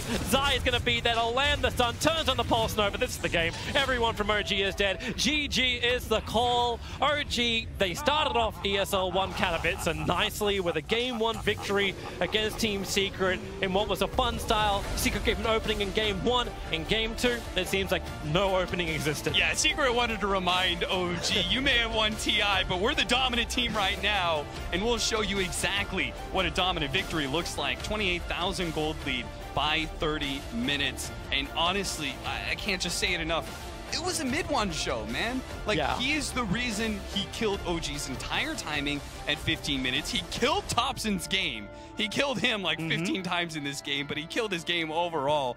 I don't know, man. That was, I was just, I think, a rough matchup and something that OG was probably unfamiliar with going into it. I can almost guarantee Topson did not know what to expect out of that mid matchup. Yeah. I still want to give a shout to Zai, like the man who's on screen right now. Leshrac, like his play up on top lane, like he didn't have to do much. Like he literally hit 2 buttons, but you could understand just the power of all the lanes. And that's what this man on the screen, Puppy, just does so well. Every lane always just seems to work. There's always a combination they can play with. There's just a way they can rotate around the map. The spec pickup as well. Like it was a nice play by getting that one, because they could always be involved. They could always be there as a really solid team together. And for me, like, this is why they're dominant. Like what was like the old days of Dota 2 is like, okay, who's the dominant team? The team who has the greatest draft, or the team that can play together every single time? It can draft whatever they want. It's the second. It's the second. So well done, Secret. They level the series a 1 apiece. More good Dota, please. More good Dota indeed. We always want more good Dota. And a great start to the day here at ESL Katowice. 1-1, a tied series. Best of two-game series. Call it whatever you want to call it. But we've had our 2 games, and they've split a game apiece between OG and Team Secret. Nahaz and Kyle alongside to break down game number 2. Gents, we were talking about the fact that the old school pick was the Warlock Spectre. It was an opening for a while as well, I remember. Sure. So we know it's powerful. But actually, before we talk about that, we have to talk about mid-1. You know, you raved about him in game 1, and he didn't win. In game 2, he basically won him the game. With Pango. And his item build was perfect. I loved it. Maelstrom into Greaves into Diffusal. Like, it's just sick. Like, the new Heart Piercer, like, the disarm. Like, lucky shot. I didn't realize. Yeah, thank you. Fatal Bonds also just busted. All right, there were fights in this game. In this particular game, absurd in this and game. that's what a great drafting team does. Is we talk about in that last match how OG consistently exploits these mechanics, right? It's almost like Secret can take a mechanic that we've all sort of forgotten about and make it look broken with a draft like that. Well, that's also what makes their team so strong. And so, like, the only person that ends up doing the same thing on a game-to-game basis is Nisha. He's the carry. But the other 4 players have been professional Tier 1 Dota for a minimum of like 3 or 4 years. And Puppy's been a captain for 10. So obviously, there's a lot of... The Dota's all cyclical. The metagame is cyclical. People will remember old stuff that's now good again. And Fatal Bonds is your real ultimate. I've said that for every team I've ever been on. The Rock is nice, but your real ult is Fatal Bonds. You don't need to wait for your huge cooldown to go to get a battle, because a 3 or 4 man Fatal Bonds, when you have a Radiant Spectre and a Leshrac. But even in the late game, look at how broken. Look at how mid-1 is just spacing these fights, though. Oh, they've been great. He's just... You can't fight in formation as OG because of the way he's playing in these engagements. And this is a lineup that they need to be in certain places to be effective. There's almost too much going on, Kyle, isn't there, for OG to cope with? You know, the Fatal Bonds going on. This damn ball rolling about and rolling in and out. Where was Nightstalker, though, in these fights? The problem. So it's actually funny because we were wrong twice, right? Oh yeah, because we I'm totally okay with it because it's great Dota. You have the idea that OG is going to be able to like find skirmishes, use vision, blah blah blah, but they actually can't ever fight. Is the problem because the damage output on Secret is so much higher, and their team is just they have more survivability as well. So if you can tank and deal more damage, there's no real way to fight 5-on-5 as OG. So like Pugna just dies. Like you can't actually live in this game when 3 of the enemies can just slay you, especially like I think of all the things that you said, I think the last is the most important. It's just that once you have that one hero that takes away your ability to fight in formation, Pugna is just incredibly squishy. Yeah. He has to be he's going to be a glass cannon in any game. And once Topson's, I don't care what he's playing and I don't care what the other 4 are playing unless it's like Anna Spectre. When Topson is taken out of the game, OG's not going to win. Yeah. It's not really much more to say on that. Like it's crazy, right? I mean, it really was. Mid-1 was just everywhere in this game, both around the map and in the individual engagements. And I think you could kind of see this has been the difference in OG this season. Is it felt like during their TI run when they did get knocked back, it felt like they knew what to do. And this year, when they've gotten knocked back in games, it it hasn't felt like they always know how to respond. All right. Should we have a chat with the player? Sure. Should we do that? Let's do that now. Bring in Mid1, who's in the player area right now, but can join us here on the panel. Mid1, congrats on the second game. That was a good win. A good performance on Pango as well. That's not something we see from you very often. Was it fun? It was fun. Yeah. But, gotta practice more on the OT, I guess. Right. It was okay though. We saw you in and out. It looked okay. Yeah. How much were you laughing during that game? Quite often. I don't know. Quite a lot. Yeah. Like, every time I messed up, I'm like, yeah, forget it. And what happened in the first game from your point of view? Was that a typical Team Secret slow start to the day, or did OG outplay you? I think we did some mistake in the draft and end up being like we couldn't do anything. We was too hurt. Yeah. So yeah, we deserved the loss. Okay. Anyway. So, but 1-1, I guess, is okay to start with in this tournament. Your heavy favourites, does that make any difference to you guys? You've seen all of this before, right? It doesn't make any difference. Yeah. Yeah. And what's the feeling like internally in the team? Is it still as good as it has been for the first half of the season? You guys all seem like very quickly after TI, you all seem to kind of gel together very quickly and get on, and seemingly Secret's kind of a happy team at the moment. Is it still that way? It is. Yeah? No worries. What's the key to that? What's the secret? Secret is always a secret. But what is it? Is it you? Is it Puppy? Is it what's holding the team together right now? All right. I would say it's the team. Yeah? Yeah. Nice. Bit of everyone. Yeah. All right. Good stuff. Gents? I was just gonna say, I'm curious as to who you think your best player is, like individually. Who's the MVP of Secret? In the secret? Oh, of course it's me. I don't care. That's what I thought. That's what I thought too. Don't worry about it. What do you think? Evaluate yourself as a player this season compared to last. It feels like this year you're doing so many different things. You're a much more versatile player. Are you approaching the game differently? Sometimes I'm not sure what am I in the game, but I would change every time. Like I don't know what I'm gonna do in every game, so I always change. That's what I do. Bit of unpredictable. I like that. That's nice. All right. Well, thank you very much for joining us, and well done on grabbing a point between yourselves and OG. We'll see you again, I'm sure, throughout the tournament. And best of luck from the rest of the tournament as well with Mid1. All right. Thank you. Thank you, sir. Mid1 there in the team. You know, he's a humble guy. What a boss. Yeah. Oh, yeah. I told you. Oh, yeah. It's good and bad, but he goes into games. He has no idea what he's doing. Yeah. It's great. But it's the thing that what matters is that his team believes in that every game, even if it doesn't work. But also, there's an element of his own kind of faith there, Kyle, isn't there? He's like, if I don't know what I'm doing, then the other team can't know what I'm doing either. I think I'm gonna start calling the Picasso of Dota. There's a line he said. That's not gonna stick, Kyle. Picasso's line, like, it took me a lifetime trying to paint like everyone else, but in that time I learned to be Picasso. It's a long thing. Anyway, similar, right? No, you're not buying this. I believe I remember the quote you're talking about. Okay. I'm gonna let you have this one, Kyle. Yeah. Please, no philosophy on panels, though. All right. Okay. What? Well, we knew we were going to travel to various parts of the world, political science, maybe a bit of actual science, maybe even a bit of space talk. I didn't realise we were going to go for art from the 15th century or whatever. But we're an educational. Can I cut off his ear? You can. We're an educational panel, and we'll be back after this advertisement with only one ear on Kyle.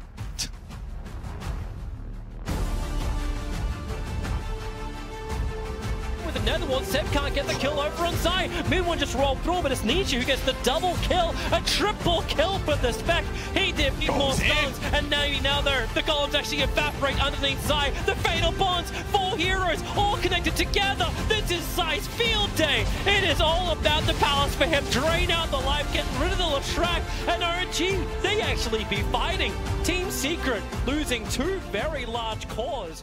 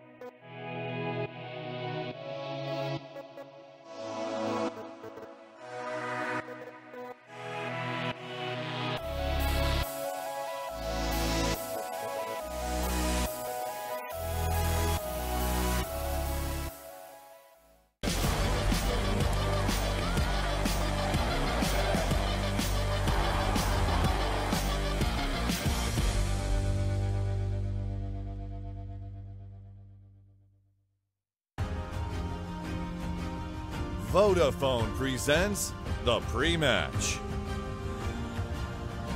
Welcome back to Katowice for ESL 1 Katowice. It's day 1 of 6 here as we come back to the mecca of esports in Europe. It's Dota 2 action all week long as we head towards the glorious grand final on Sunday where another champion will be crowned. Or will it be a brand new champion? Secret, of course, still here.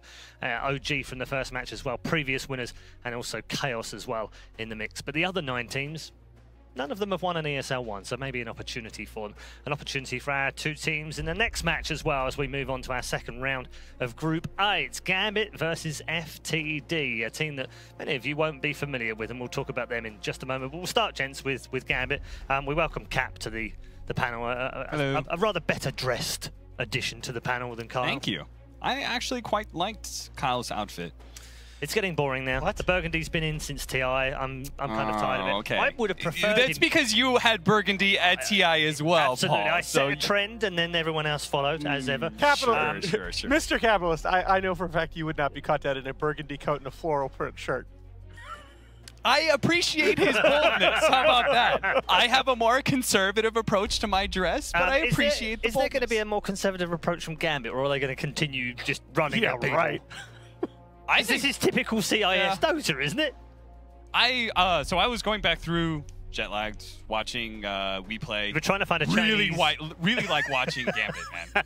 I like watching They're Gambit so a lot. fun. They're a They're fun really team good. to watch. Fun team. Just the combination of their who's his name? Daxic? Dahak. Dahak. Right. You don't pronounce the X, right?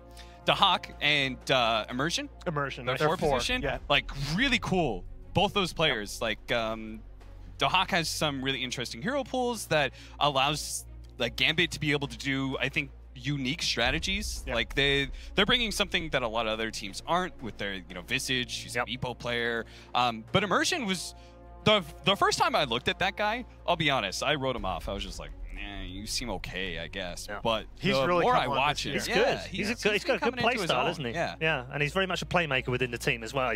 They want him to start things, Earth Spirit and Tusk, and maybe He played a great but Beast Assassin game. I was surprised how good that was. Yeah, he's also played a lot of Tiny as well. So yeah, interesting lineup, and of course FNG. Guy has been well-traveled underrated man. as a drafter but a very well-traveled long man time. now. Yeah. He's been around the scene. He's been in pretty much every CIS super team that's been drummed up. Why is it working with these guys when it didn't really work before? Well, I think it's worked in a lot of previous iterations. I mean, he was pretty good with Virtus Pro over a long period of time. He was pretty good with Power Rangers over a long period of time. But they haven't seen success, though. He hasn't had that sustained success with one squad, and that's why I like the trajectory that this Gambit team is on so much. Forget about We Play. You go all the way back to the Bucharest Minor. I thought they had an argument. They were looking like the better team over eHome for part of that tournament. Okay. I thought we were going to see them in Chongqing. Still, again, this is about the point where can you get over that next hump? They're going to have to get over hump of For the Dream, who went down 2-0, by the way, in their first game of the day against Mineski. It would be easy for us, Cap, to look at this team and go, oh, it's a new team full of young players. But actually, this is a new team full of players who are old. These players have been around for a long time. About that, I was hoping to sell that young narrative. guns. Like, look, listen James to and Chan have been around the block a few times. Chan, right? He was in Tong Fu in 2014 for crying out loud. James, who used to be called Devastating, was in VG How did you Potential remember in that? 2015. Oh He my was 2015. He was in VG Potential. I was trying They to had come up with that for potential. 15 minutes It's just 4 now. years. I It's can't 4 believe- years all ago right. for crying out. There was another one. Who? He was a part of one of my YRG. all-time favorite YRG team names, Used to be called Rampage. Immortal Magneto Gaming. Yes. That is like my all-time favorite Dota 2 Is that name back in I've the ever join Dota days when you were grinding? Yes, I was like, grinding some real garbage back then. I was just getting the pitchfork, just digging through manure, going through the tier 3 But Chinese scene. the point is here, and we're all joking aside, these guys are obviously good players. They got through the qualifiers. But it's not a team that we're expecting much from at this event. They didn't play in the strongest of qualifiers. They didn't get through the qualifier for the major. Didn't get through the qualifier for the minor either, for that matter. it's difficult to see how they get out of this group, isn't it, Kat, without being rude about it? Well, here's the thing, Paul. You said in your opening, it's like, oh man, Gambit, they have to get over this hump that is FTD. It's more like a speed bump, you know? It doesn't stop you from going forward. You just it's kind of like a little annoying. You have to slow down a little bit, but you're going to get over it, like okay. a 15-foot wall. Yeah. That you've got to drive over. FTD is the speed bump. Speed bump. Yeah. Look, not to be too mean, but we do. That's the problem with FTD is that we do have a reasonable sample size because they played in some Chinese regional leagues over the last month or so, and their drafts are just. They're 7-2-0 drafts, they right? feel a little They're still, behind. Grimstroke Doom open. It's they, still like it feels a bit behind, doesn't it? Yeah. It's like a couple of patches ago. We just haven't, maybe one patch What ago, happens, it's in Dota, what happens that's when the enough. enemy team can counter Juggernaut? Like, Yeah, well, oh no! I was going to say, God. Faded Jug is pretty decent. Listen, right? Let's be honest. I'll But if they don't get it, Well, what else do by they the do? way, this is, if you don't know what to pick in Dota right now, this is what you pick. This is But then, of course, Gambit pulls out a hero that they're incredibly confident on and happens to hard counter. I do want to say, some jokes aside, a couple of things, right?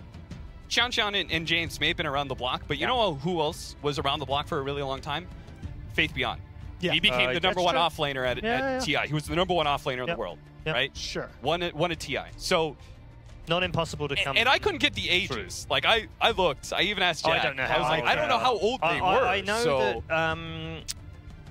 When even Jack doesn't James know. was 16 when he was in VG Potential, which was 4 years ago. So he's going to be 20 now. 20. So he's still young, That's. relatively young. So this is there's still a lot that can develop in these players as well as this team. I mean, this is a team that was one series away from making the major In an upper bracket. In the upper bracket. Dropped down to lower bracket. Lost to King Gaming. Okay, rough times. Had a redo. They're like, all right, minor time, baby, minor. One series away in the upper bracket for the minor. And then the lower bracket. Couldn't quite make it. Went down to the lower bracket. One series away from making it to the minor. Didn't quite make it there either. Yeah. But again, in these series, as you look back at the drafts, are kind of a microcosm of what you were saying earlier. It's like when the other team knows how to counter what they happen to be running at the moment, they appear not to have a plan B. This is at least something a little bit different because they haven't played the Jakiro. Yeah, that's of the two teams. Gambit have run the Jakiro. Yeah. Jakiro's been a popular FNG pick. But still, I think this Dahak Ursa has become a comfort pick for Gambit over the last couple of weeks, and it's a hero that even if it falls behind, if you have a control advantage around it, it's going to do its job. Sure. It's still going to output ridiculous hero. I also want to point out the bans for FTD. Chen, okay, yeah, we understand, kind of broken at the moment. CK, kind of broken as well, and it's Afterlife's really good on CK. The Earth Spirit, however, that's a good ban. It's a great immersion hero, and I think that's what they've looked at there, isn't it? And that's, I think, when Cap was talking earlier about immersion really coming into his own in the early part of this season, I think that his Earth Spirit play, to me, has been a big part of it. But then this is the other hero that he's had some games on recently that I've quite liked. Nyx is his second most played.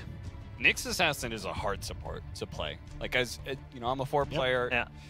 Earth Spirit's like mechanically tough, but like Nyx Assassin is hard in a different way because there's no great comeback mechanism for you, but there's also not the same kind of early roaming potential that you have from Earth Spirit. So your understanding of how you play the lanes and where you're supposed to be on the map has to be at a very high level. Those first couple rotations just better work out. Yeah, exactly. So.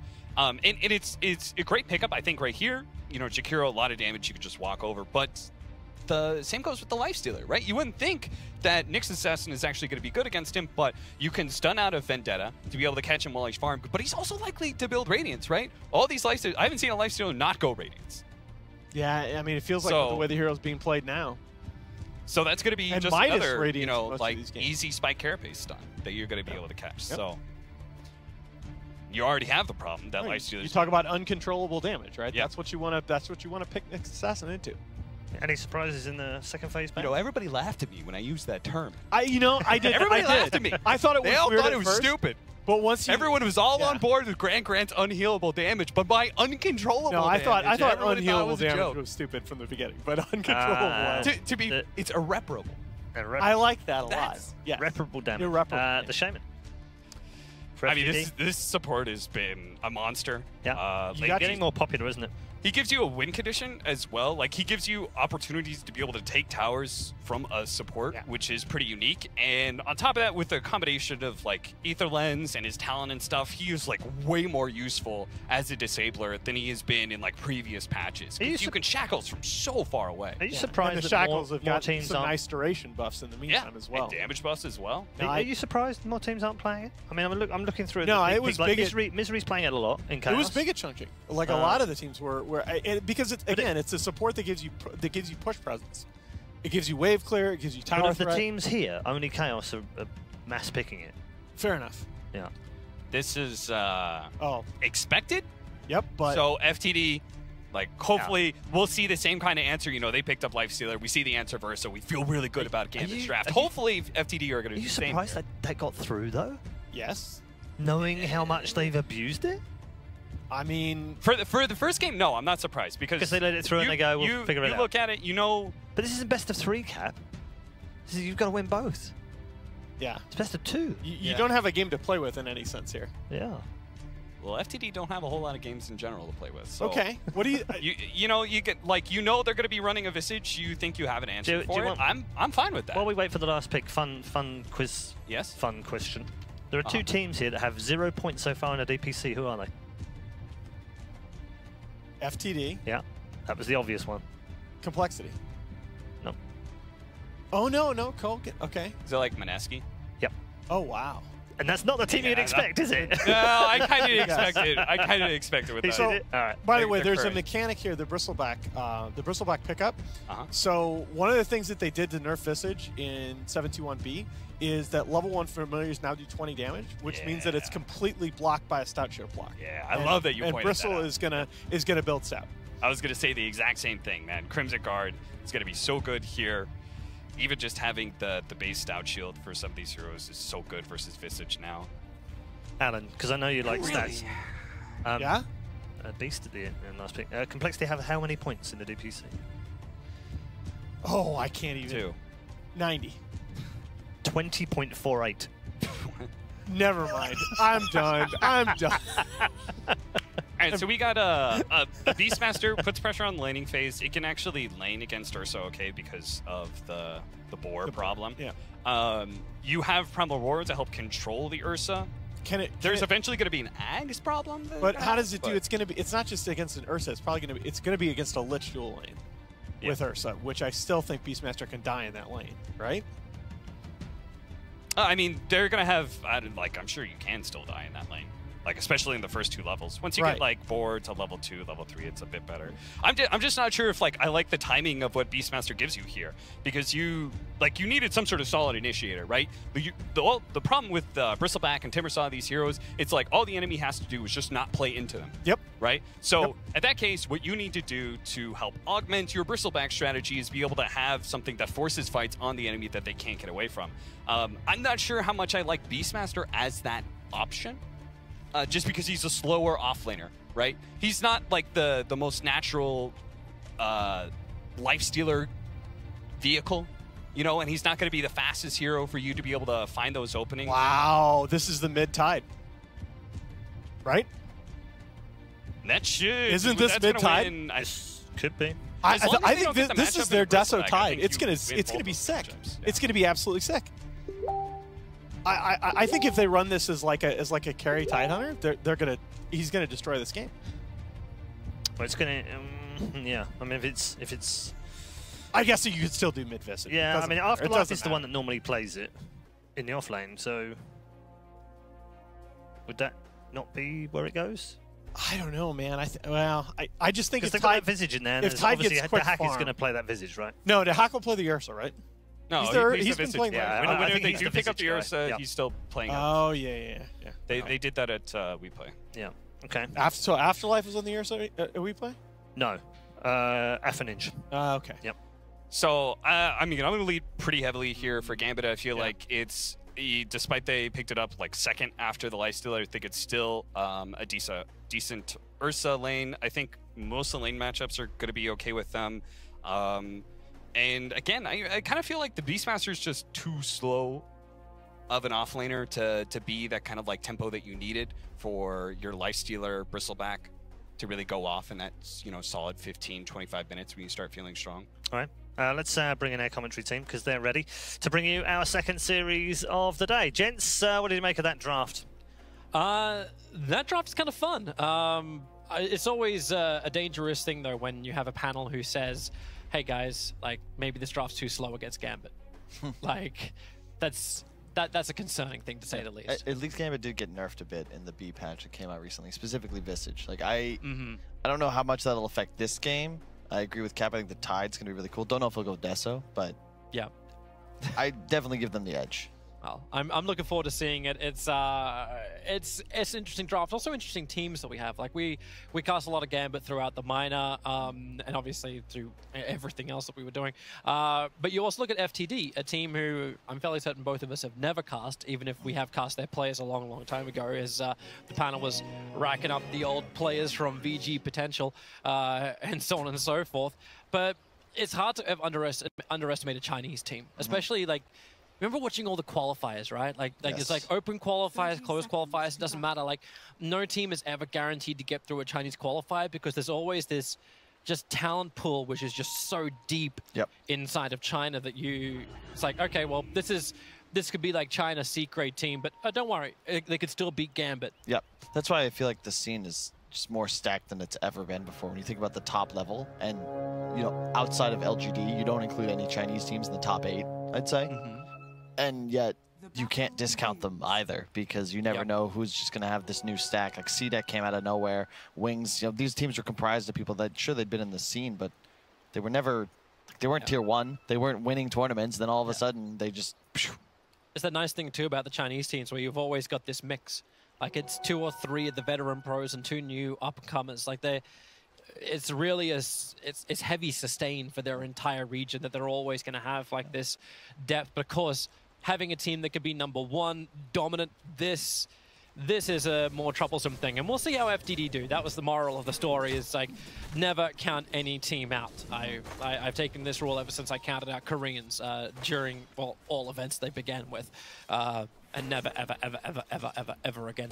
So, laning-wise, it looks like Gambit. What a surprise, they're getting aggressive. A triple lane up on top, chasing James into the tree lines.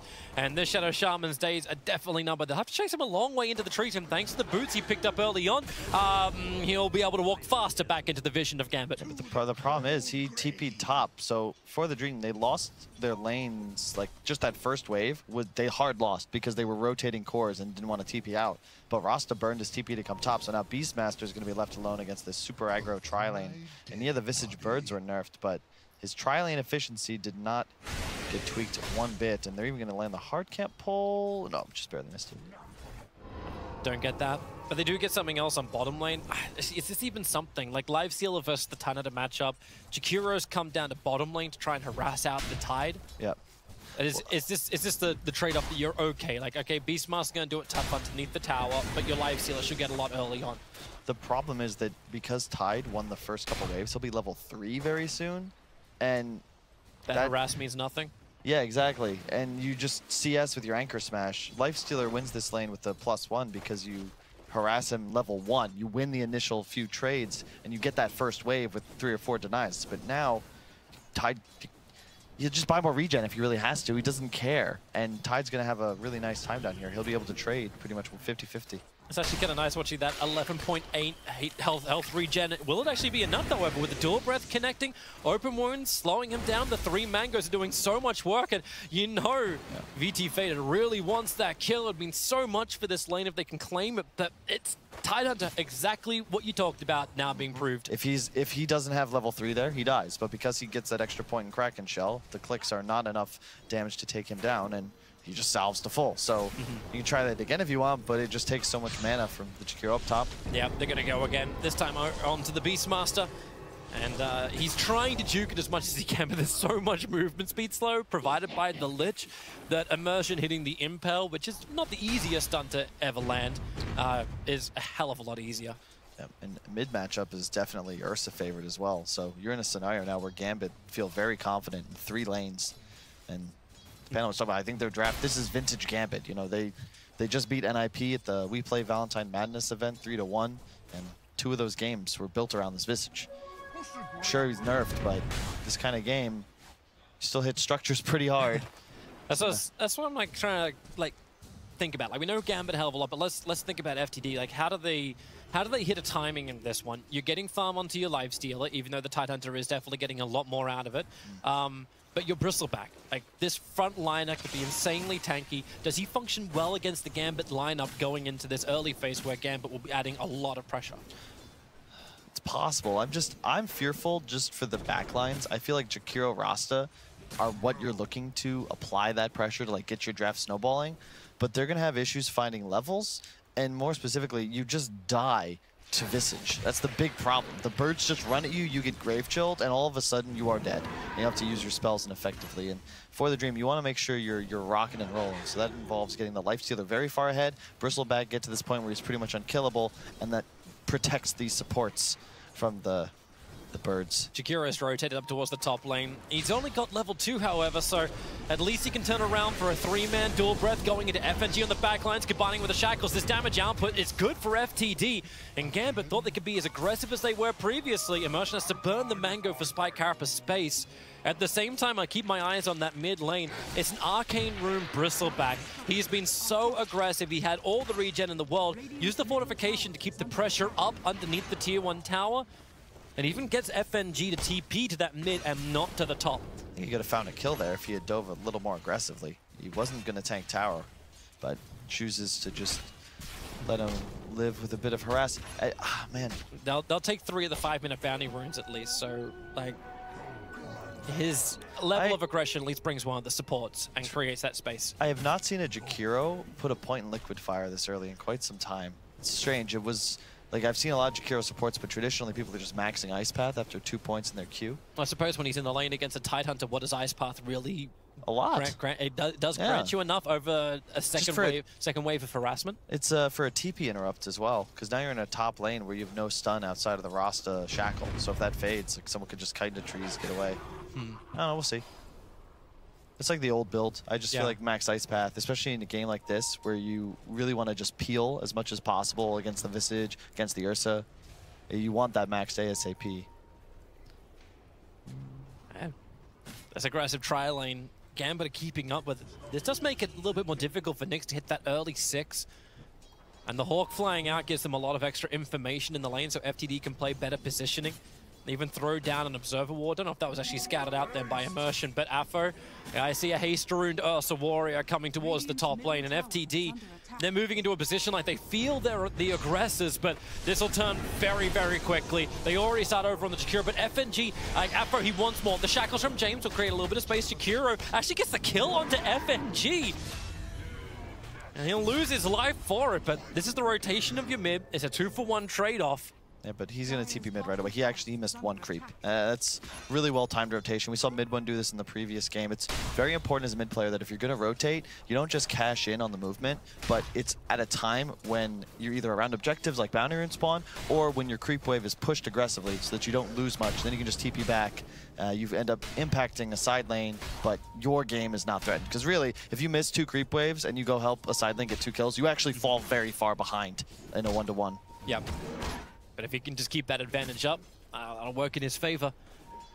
This Bristle's huge. Yeah, though. he's 3.3k net worth. He's 300 above that of the Visage, and he's looking to go even deeper on the Ursa, but that's why FNG is here. You want to go in deep, Bristleback still, these Quill Sprays stacking up, and Ursa's got to be careful. The Enrage, he'll actually pop.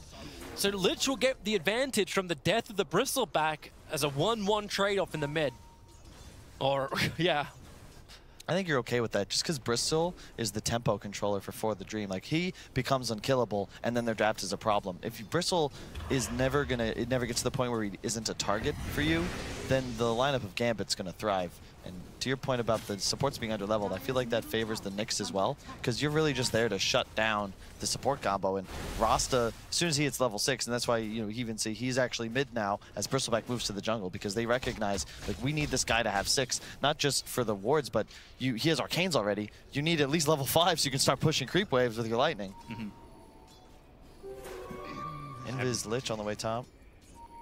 Now, see if he can actually achieve anything, however. They can go after a Jakura, but even Jakura, who's got a stick, a smoke, as well as a clarity, that's all he's got, still has 840 HP and 2 armor to get through. That's a little bit more difficult. This target, however, is easier. James walking around as a shaman. He starts with the Ether Shock over on the next assassin, and well, he can get back to his shrine potentially. The Sinister Gaze as well as done. Not the perfect combination of abilities, but they have enough follow-up thanks to the level 1 Frost Blast of FNG to get the kill. So Gambit maybe still a little bit shaken up. They did get a 1-1 result against Forward earlier, like literally an hour ago. Yeah, I think that's to be expected, though. Those teams are probably tier, like, you know, second, third best in their respective regions, tier 2, and a bit streaky and draft dependent. I feel like this is a lineup that Gambit's certainly experts at, but a lot's going to come down to the Afterlife Tide. He's having a great game bottom. Sure, he's behind the Lifestealer, but considering the matchup, I think that's better than average. And he's going to have a Vlad's real soon. You could hit a tempo timing for Gambit where you just start marching down lanes with Ravage available, and I don't actually know how you stop it is for the dream. Well, if you're Bristleback and he can stand the front lines, that'll be good. Your supports, they have some interference.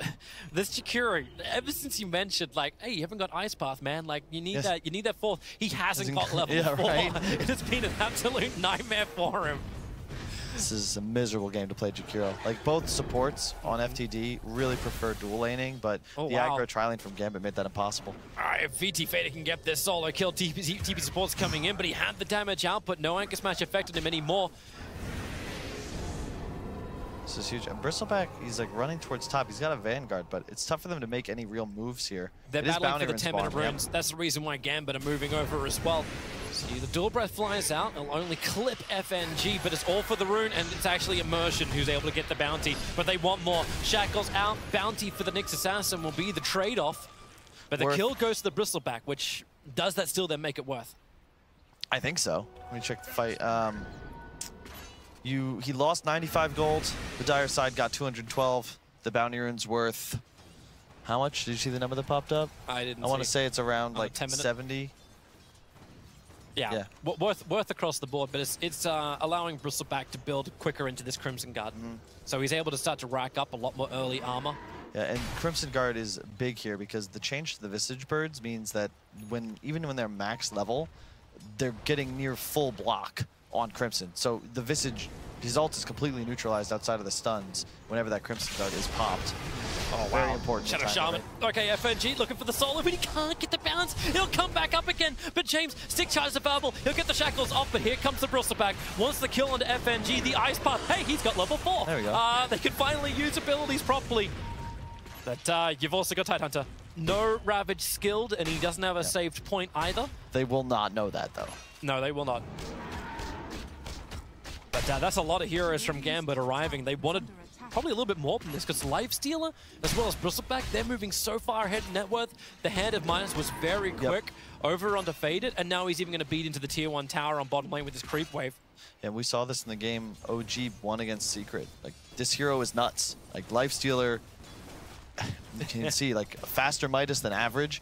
Even though maybe you're a bit weaker than Gambit as a side, this is such an easy draft concept for them to execute now. You have the Bristle and the Lifestealer just front line. They deal massive amounts of AoE damage, and yet they are near unkillable.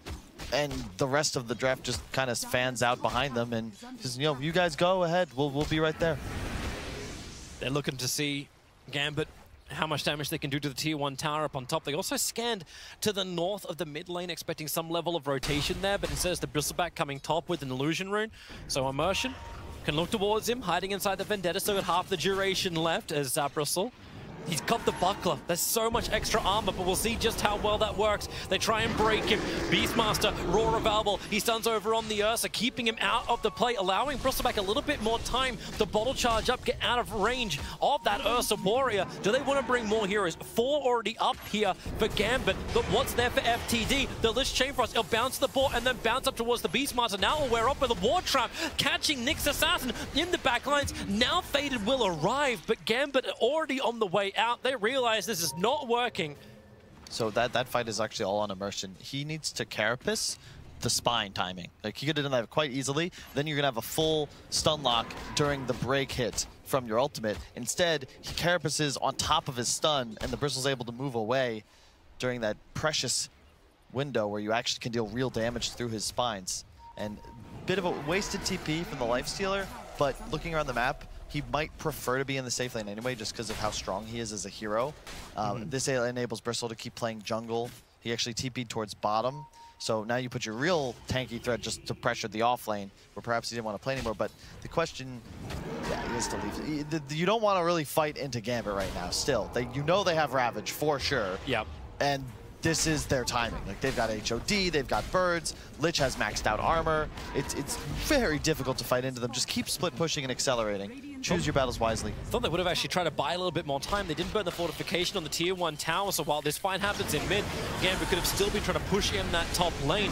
And it's all about Gambit moving forward instead. The Sinister Gate's pulling Jakiro back into the Lich and allowing Aphro the kill he wants. He only just completed up that hand of Midas. And you know they smoke up, they want to go for Roshan. No Vlads, but it won't matter if they can get away with this. Oh, actually, I take it back. It's on Tidehunter. So, yeah, they have Vlads. They're all good. Another part of the reason Ursa is so meta at the moment. You just get this early Roche potential. It's the same with OG. Beastmaster, he's sending the balls in.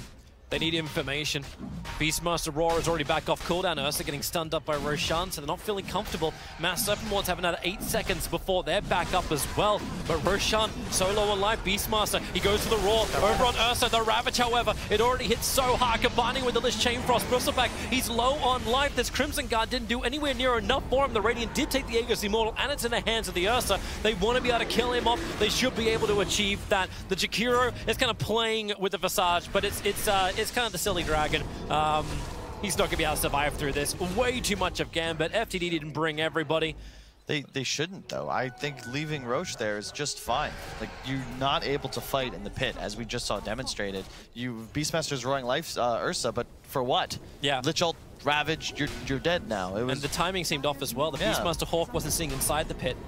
Just not the right decision there. And you can see also the power of Ursa in this draft. Even though it was opened with, they picked Bristle into him, and Ursa just, that bear eats Bristleback and Lifestealer for breakfast. Like, this entire game, Afro Ninja is going to be able to do that, where you just pop ult and hit Bristle.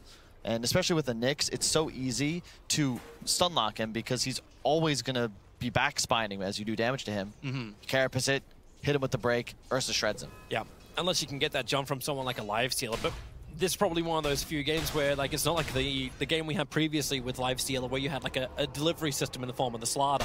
That doesn't exist unless he's going to tag on board with a Bristleback who runs in. That's not that surprise jump.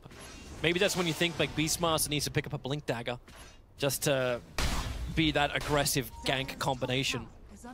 Yeah, you need something, but I actually like what he's done. He just went for the Rush Vlads. I think go Solar next. Just go full team fight, really, because your Bristle and your Lifestealer are the only ones that can walk into fights, and that was why that went so wrong. Lifestealer wasn't there. Beastmaster's trying to initiate. He's more of a combo breaker. Let your tanky cores actually get involved first. Fate is able to just rage and walk away. Support is nearby, and it's Aphro on the aggression. He's up. Okay, I did not just do that. Fate is back up on the top. Back to the tier 3 tower to safety. I do not talk like that.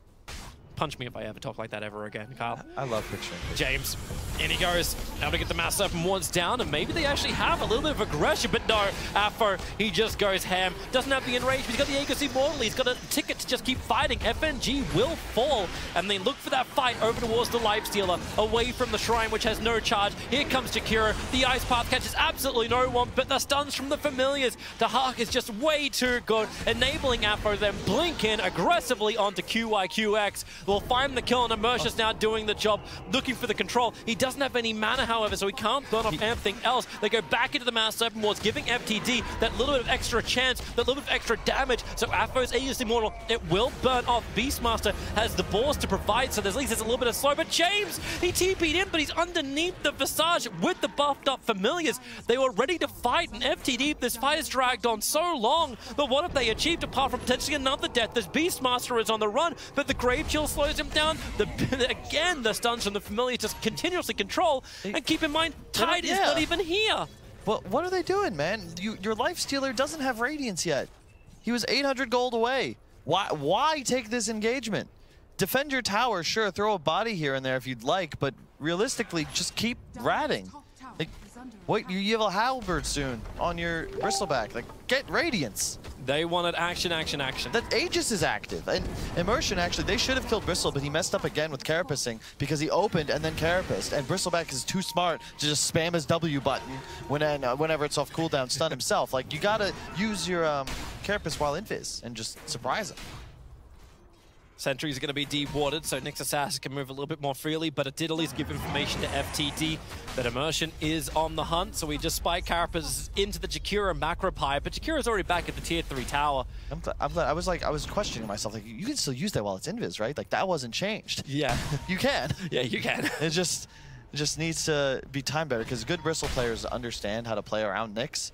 And it's going to prove very troubling for Lifestealer as well. If he goes this Radiance and doesn't toggle it off after Rage fades, he could theoretically just stun himself in creep waves when he's farming.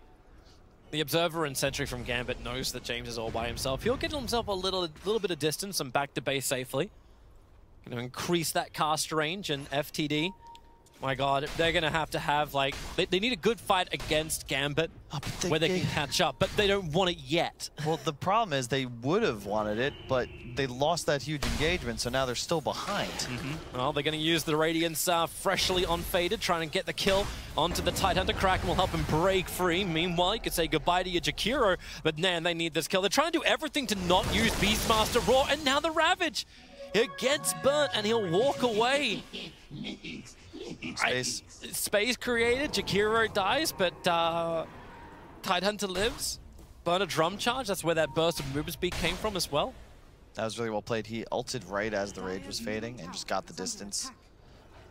I like that he went the drums before Blink as well. That's another example of why buying these early stat items is often more effective than just Blink Dagger, because that's what keeps him alive. He can always get the Blink later, but it doesn't provide you any raw stats, survivability, or utility. And drums just does all of those things. All right, Beastmaster, you want to roll for that Nyx Assassin? Don't think you do. He cancelled the TP of Bristleback, so Bristle couldn't take the farm up on top lane. Another huge thing, because they need to finish off this Halberd to stop the Ursa from just wrecking everybody. Yeah, they just gained so much gold lead. It was 6K a moment ago, now it's 9. Ursa has a BKB now. Yeah. 20 minutes in, he's already finished the BKB. Yeah, this is... They are ready to rock and roll. Aegis is faded, but it's just so much easier for them to take engagements, even without Ravage. You have a mech finished on Lich. FNG is going to be pulling it out to himself in just a moment, and they're connecting. Immersion really can just be king of these fights because 4 heroes on the side of FTD cannot stop from dealing their damage, and he just walks into Carapaces. Underneath the Observer and Sentry, they want to fight, and goodbye, Jakiro. Afo moves so quickly. Impossible to stop him. And the Lifestealer is trying to get some counter push on bottom lane, but the Tidehunter keeps the momentum forward, always. And you will have a window here. You're going to have a Halberd actually rushed on the Lifestealer, as well as the Bristleback, who is about to finish his Talisman of Evasion. He does have the gold now. You can potentially disarm Ursa. I really just disarm Ursa, but more importantly is the mischance, because the birds, the Earth, like everyone's damage is reduced, and no one on the side of Gambit really want to buy MKB, at least not for a while. Oh, good Sentry Ward. They see the Nyx Assassin hex up. He'll still get the Spike. Carapace stuns out, and that's why they wait for the Ice Path to control up this Nyx. They want to get rid of him. Oh, wow, they're committing. Roar as well. Macro Pyre, everything else they could throw once that Spike Carapace was gone. Yeah, but it's credit to Gambit, though, because they're playing this, like, their advantage just went up another 1,000, right? Because, yeah, you're getting this kill FTD, but you've got to take more risks. You've got to get out on the map. And you see this as a common issue with teams that don't have a ton of experience, where they are content to lose slowly instead of taking chances that, while maybe, yeah, you lose faster, you need to take those chances because otherwise you will inevitably just falter. Like, you've got to get out on the map. You've got to leave your base. You've got to split up and perhaps even force an engagement here. Beastmaster dies because he's just completely alone. Like, that top area of the map is dead. Mirror the movements. Play bottom jungle. Play around your Lifestealer. It just seems also like the polar opposite. How much Gambit has to try to get a kill compared to how much FTD has to try to get a kill. Yep. Like, this is that disparity in mind, disparity in items, disparity in your cores. It's again, these like strength core metas, right? Where you have all 3 cores on Gambit that are increasing their damage output and survivability simultaneously. So they can slay you, and you just can't slay them back. The Rage TP away. This will save Faded from death. Bristleback is still farming up. So the high ground defense of FTD is still quite nice. Like, they still have some really good disables. Cannot forget just how powerful a Shaman can be. He's got level 1 Shackle, so maybe not that great, but it's that ability to nuke down the wave and mean the Gambit have to run in. Actually, then again, do you care? Your Ursa is so damn big. Your Tide is big. Your Visage is big. Even your Nyx is big, and then you're going to add damage reduction from the Lich. Okay, maybe that isn't a concern at all then. Gambit can just go up, and their smoke to look to do the same thing. They can just go here. If they find the roster of the Jakiro, they just explode. Blinked Ravage level 2 on Tidehunter. They want any target that's not the Bristleback. Yep, you can see they're doing a good job here. FNG is going to move towards bottom. He's the least valuable member of his team, so we can just shove out this lane. The rest of the squad just enters that circle that he drew on the minimap, kick out FTD from their own woods, secure the Roshan area. That'll respawn in 38 seconds. You can look to get aggressive then. Don't fight until that spawns, because you really only can let FTD back into this if you make some sort of huge miscue. I don't see them losing a team fight. And they're going to smoke away from the Roche pit. It's going to spawn in just a moment. Their position there was also scattered out because they threw down a sentry ward, which was instantly dewarded by Gambit. Yeah, this is telegraph smoke. They knew they were coming. They were on the ward. And all of a sudden, what are we doing in the bottom part of the map, Topes? It's fun. How do you not even telegraph that? Like, the Visage birds are pushing out the side lanes continuously. Like, no matter what happens, you leave your base, Roche. it's going to look a little bit more obvious. And they checked a second before it spawned. All right, no, here we go. FNG's going to go, boom, boom. Hey, guys, Roshan's up now. We know. But this has to be, like, does FTD not contest this? Dude, but the Beastmaster's in a little trouble. Oh, no, he's going to kill a bird, but they're on the way. He resummons. He's not going to make it. TP out in time. But they already look towards Roshan. The ping coming in from Ursa is like, guys, I really want to go for this. But it's a good Beastmaster Hawk this time around. Is watching the northern side of the pit. So they at least understand Gambit's movements towards Roshan. But Gambit have so many observer wards around the bottom side of the dire jungle that they see everything anyway. Again, it's like FTD, I get what they're trying to do here, but if you were going to get aggressive in your own woods before, I mean, they learned their lesson, right? You can't really contest the pit. My concern is just that they're farming so safely. I think somebody had to be clearing enemy woods for the last 3 or 4 minutes easily. They're hoping for the dream fight, right? Yeah, but they're not. I don't know. Is Gambit going to give it to him? We'll see. I mean, Lifestealer's won a lot of games. I didn't think he should so far on this patch. Oh, cool stat.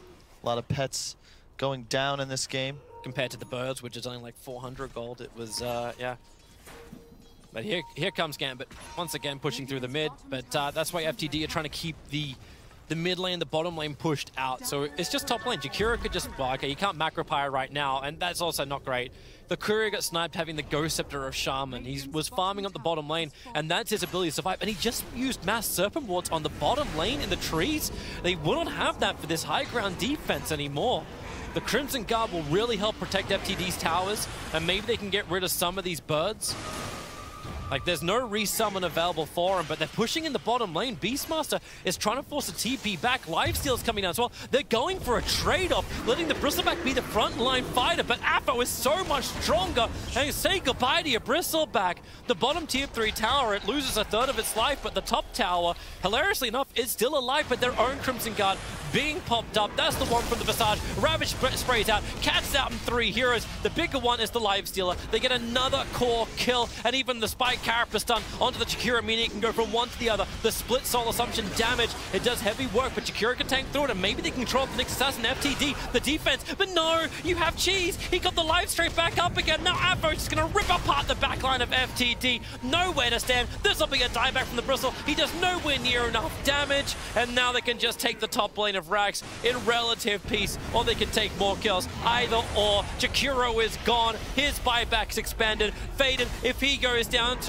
that's both of your large cores, both of your networks have nothing available as the rage wears off. The impale is perfect, and that may actually just be half of the game right there.